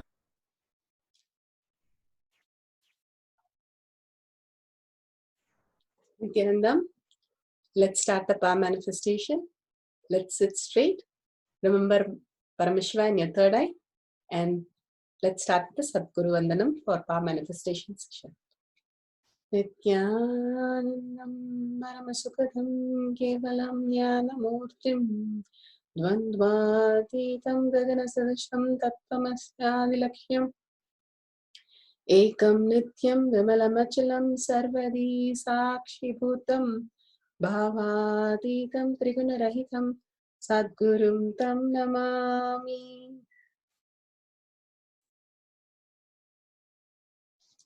Nithyanandam,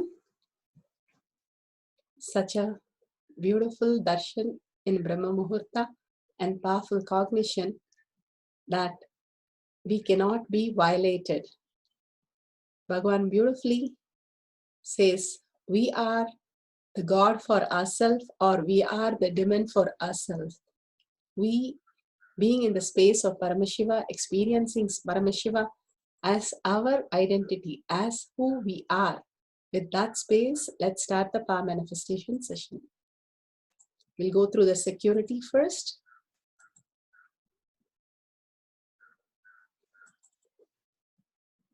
The disclaimer.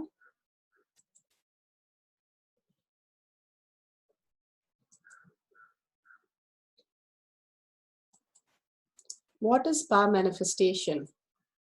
Power manifestation is nothing but cognitive shift that can infuse powerfulness into any action or state that we are in.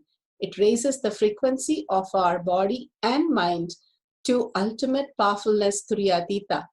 Bhagavan again and again beautifully describes to us how we are consciousness. We are Paramashiva.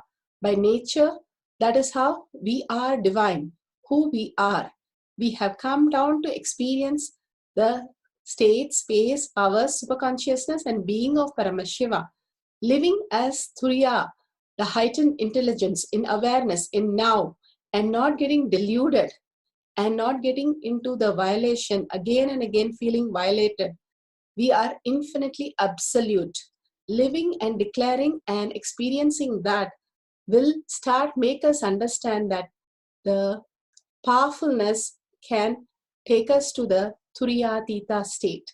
The cognitive shift, deciding that we have come down to experience the higher states of reality again and again. The powerful shift that happens inside us manifest as powers to the outer world. Who is Paramashiva? He is Ajomuha, beyond the formless and formless. He is a living being, Avyakta and the Vyakta, the unmanifest and the manifest. He performs the Panchakritya, Srishti, Sthiti, Samhara, Trabhava, Anugraha. Srishti, Satyojata phase. Manifestation is manifested. Manifestation is sustained. Manifestation is regenerated. Manifestation is pulled out of delusion. Manifestation is liberated. Vamadeva, sustenance is manifested. Sustenance is sustained. Sustenance is regenerated. Sustenance is pulled out of delusion. Sustenance is liberated. Aghora, the regeneration is manifested. Regeneration is sustained. Regeneration is regenerated. Regeneration is pulled out of delusion. Regeneration is liberated. Tat Purusha, delusion is manifested. Delusion is sustained. Delusion is regenerated. Delusion is pulled out of delusion. Delusion is liberated. Ishana, Anugraha. Anugraha is manifested. Anugraha is sustained. Anugraha is regenerated. Anugraha is pulled out of delusion. Anugraha is liberated. Paramashiva, who has come down as His Divine Holiness, Bhagavan Nithyananda Paramashivam. His Divine Holiness, Bhagavan Nithyananda Paramashivam, is a reviver of Kailasha, the ancient enlightened civilization, the great cosmic borderless Hindu nation. His Divine Holiness, Bhagavan Nithyananda Paramashivam, is an avatar from and is Supreme Pontiff of Hinduism.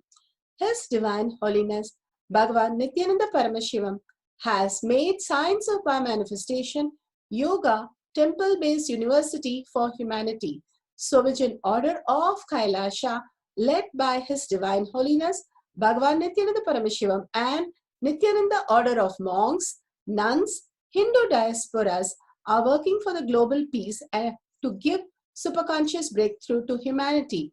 Nithyananda Hindu University, world's largest and extended campus in 150 countries, is collecting, organizing, preserving, time capsuling, decoding, spreading, and reviving 20 million source books of Hinduism and 64 arts, science like Ayurveda, music, dance, sculpting, astrology, Vastu, and many more.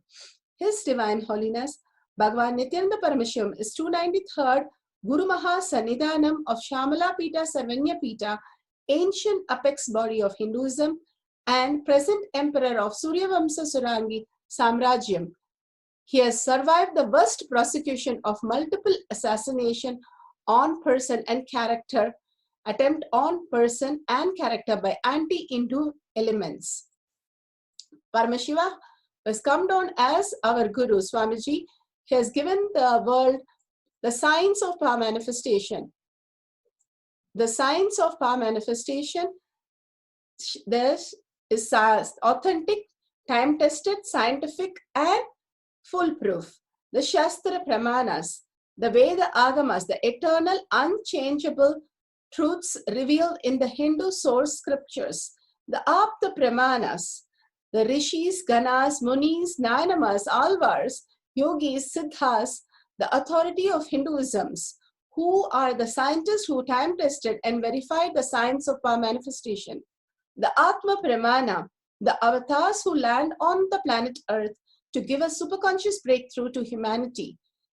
His Divine Holiness, Bhagavan Nithyananda Paramashivam, this millennium avatar, personal experience of power manifestation. Shakshi Pramana, experience of millions of disciple, devotee, followers initiated by Bhagavan into the science of power manifestation. The Shastra Pramana. This is from Shiva Samhita 5.7678.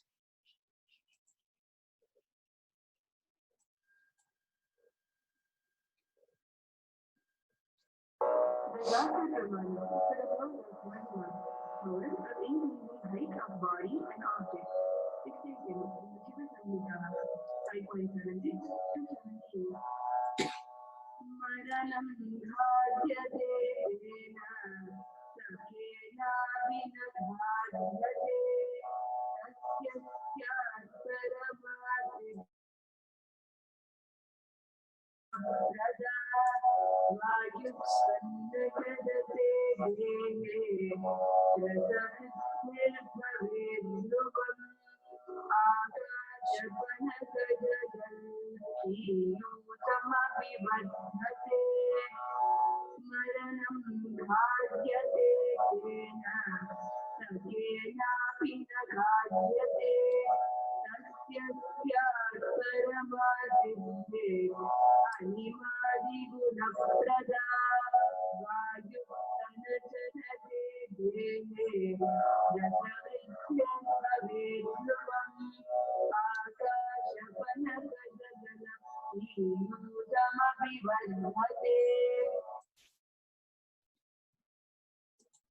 So beautiful. Bhagavan has given the translation.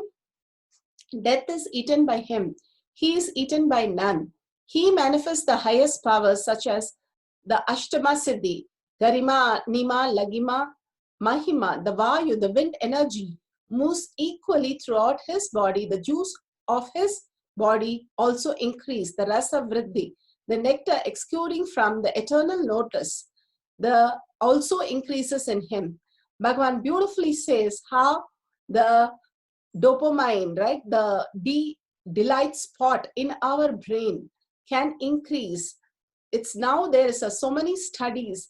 When you are addicted to computer or cell phone or any other outer world thing, you only go on craving for that to increase the experience again and again, because you can never get fulfilled, and you can never, it gets bored in any level that you start getting from outer world.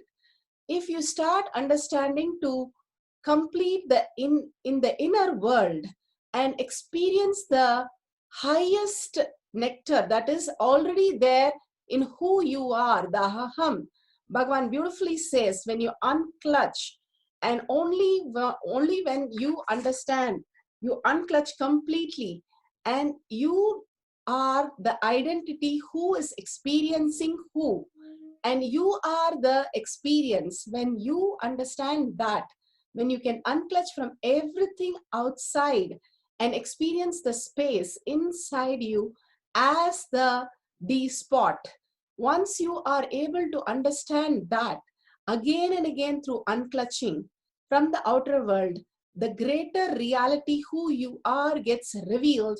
And beautifully he says, he is eaten by none. That death comes only for people who are living in illusion and delusion. To pull you out of delusion and reboot yourself, the death happens. But if you do not have any illusion or delusion, you can drop the body at any time. You know that you cannot be violated. You know beautifully that space that you are existing is Paramashiva. Bhishma, when he declared for his father, when his father had to remarry, so Bhishma had to go and find the girl. The girl said to Bhishma, if you marry, your son will become the king. I don't know. I'm not ready. So Bhishma declares from his space that he will be a brahmachari and be a slave till end of his life for Hastinapur. So beautifully he declares from his space, going beyond the lust pattern. He became the real brahmachari, where he was able to experience such a huge power that he started experiencing. Bhagavan beautifully says, in any of the 5 vows, Satya, Ahimsa, Brahmacharya, Asteya, Aprigraha, any of them, when we decide that boldly like Bhishma, and that extreme like Sarva Parityagi, when you declare that, you go beyond the attachment, the pasa and pasu, and simply experience the abundance. Beyond the violation, there is an abundance. When each of these vows gives us the highest reality, when we go to the extreme and declare from the space, not visualization, not verbalization, not declaration, but the real actualization. Bhagavan says, we do not declare we are human beings. Like that, we don't have to declare the space. We know that we are going to live as Satya, Ahimsa, completely non-violent. Only that will happen that you know that you cannot be violated. You're absolute infinite. You can never be taken off, or nothing can be removed from you. When we are very clear who we are, the Nitya space, and when we are ready to search for that space inside us, we are ready to look for that space, decide to determine to live that space, then something else opens up and we start experiencing the oneness with Paramashiva. There is no boredom, there is no tiredness in that space. Continuously we can experience the rasa vidhi, the nectar exuding from the eternal lotus, and it keeps increasing. Such a beautiful experience start happening. You become blissful, you become happy, and you let everybody to expand around you because you become auspicious. Just possessing or thinking that something in this world is going to add anything or going to be removed, we are only becoming the demon. We have to declare we are God and goddesses. Goddess and goddesses do not possess anything but keep on contributing. And that way they are eternal and they are always blissful and always celebrating the space, state, powers and being of Paramashiva. Such a beautiful sutra and powerful cognition Bhagavan has given. Now the Apta Pramana. Apta Pramana, if you see Hanuman, he is the ultimate when it comes to the Ahimsa, Satya, Aprigraha. He has declared very clearly he is there for only Rama. Ramanama is his breath, his life, his reality. And when he lived like that, he could do anything. He became as heavy as something that Bhishma could not even move his tail. And then Bhima could not move his tail. And Bhima was trying to see what in him is so powerful.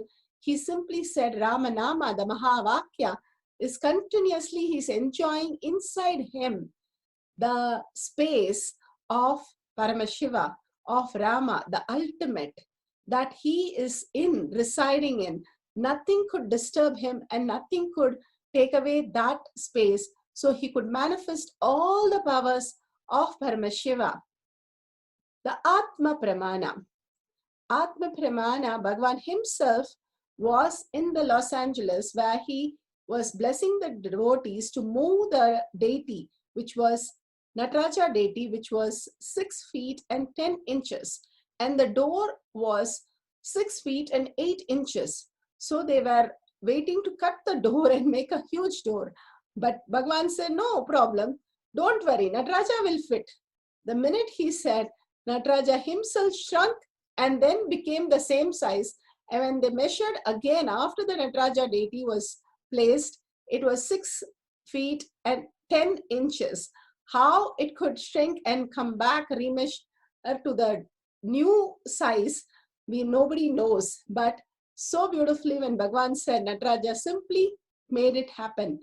The power of being in oneness, breaking ferociously the boredom and tiredness, and experiencing Bhagavan as your ultimate, the space, the bhakti, just melting again and again in the space of Bhagavan, without the self-doubt and self-denial, self-hatred. There is nothing to be violated.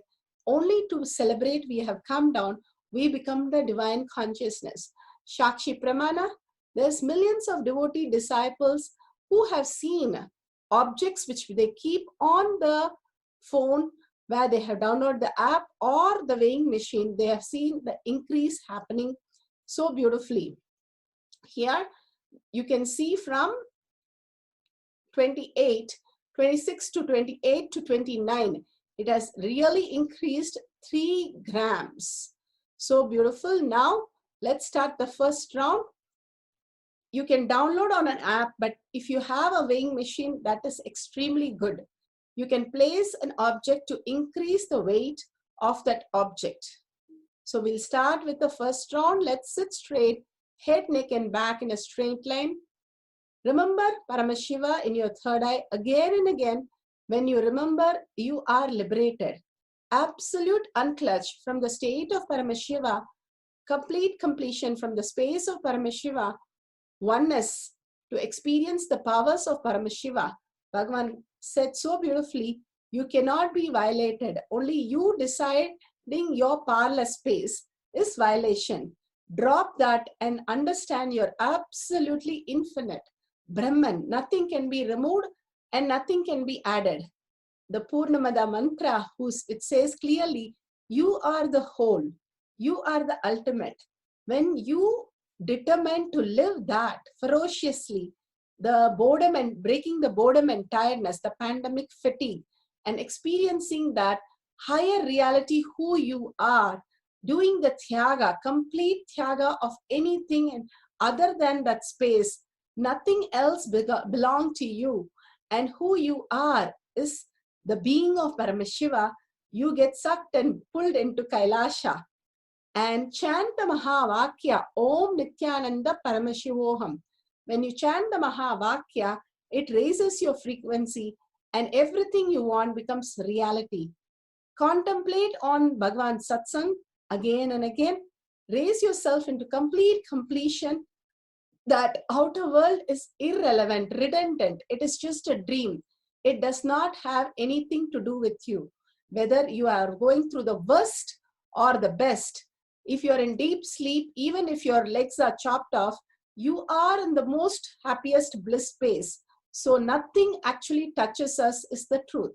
So be very clear, you can never be violated. Who you are can never be violated. This body or this experience, what you experience with the outer world, whether health, wealth or relation, any of that does not violate who you are, the ultimate self. Go back to who you are. Simply you will see everything else fulfilling and becoming abundance for you. Now let's chant Mahavakya for 10 minutes with the oneness capsule and manifest the powers, and make sure you record the whole thing so you can share with the world. Let's start chanting Om Nithyananda Paramashivoham.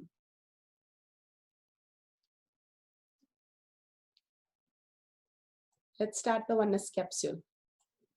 Continue chanting the Mahavakya.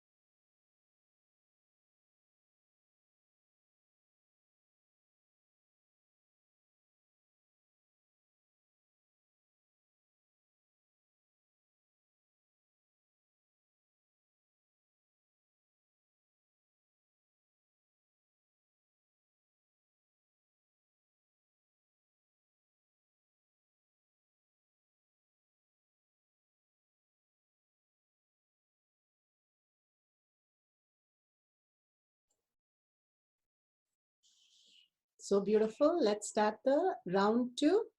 You can validate and update for the round 1. We can place another object. You can increase or decrease the weight of the object. Completely be in the will persistence that who you are. Bhagavan beautifully said that who the I is, the aham, is who you are. Unclutch to understand that the beyond the mind, beyond the yours, the attachment is who we exist. Declare your space. Paramashiva is your space, the very being who you exist. The more you are declaring, the more you are going to be remain as I and rich in I, the aham. Absolute unclutching, absolute complete completion, and ferociously breaking the boredom and tiredness. Any outer world again and again, which is giving you the pleasure, the D spot, is only going to lead you to boredom and tiredness. Anything in the outer world, whatever is from verbalization, visualization, and declaration, is going to be only from your frustration, again and again leading to boredom and tiredness. The space who you are, that determined to be as aham, the self, Paramashiva in you, that is what is going to manifest as the reality, as the higher consciousness manifesting the powers. Remember Paramashiva in your third eye and chant the Mahavakya again and again. And you don't have to wait whether it is increasing, decreasing, nothing. Just declaration of determination that to exist who you are originally. Originally, the sun does not have to say, oh, the clouds are closing, I am violated. No, the cloud itself is seen because the sun is there. In the darkness, the cloud is not even seen. You understand you are the sun. Just because the clouds are passing, it does not do anything to the sun. The sun is not touched by it. Same way, whatever patterns we are going through, it is not us. It does not even belong to us. We are Paramashiva, who we are. When you are determined to stay in the space, state, and powers and superconsciousness, being of Paramashiva at the ultimate, doing the Tyaga, the real beautiful space, your melting space as who you are. Whatever you are understanding, melting down in the Shaktipada of oneness with Paramashiva, again and again, the reflection of who you are will be revealed to you. Bhagavan beautifully says, the Shaktipada, quantum entanglement happens when you declare, when you are determined, you are Paramashiva. So let's start the second round with intense chanting, Om Nithyananda Paramashivoham. Continuously chant, we'll play the Mahavakya. This is one more round to increase or decrease the object weight. Continue the manifestation with chanting the Mahavakya.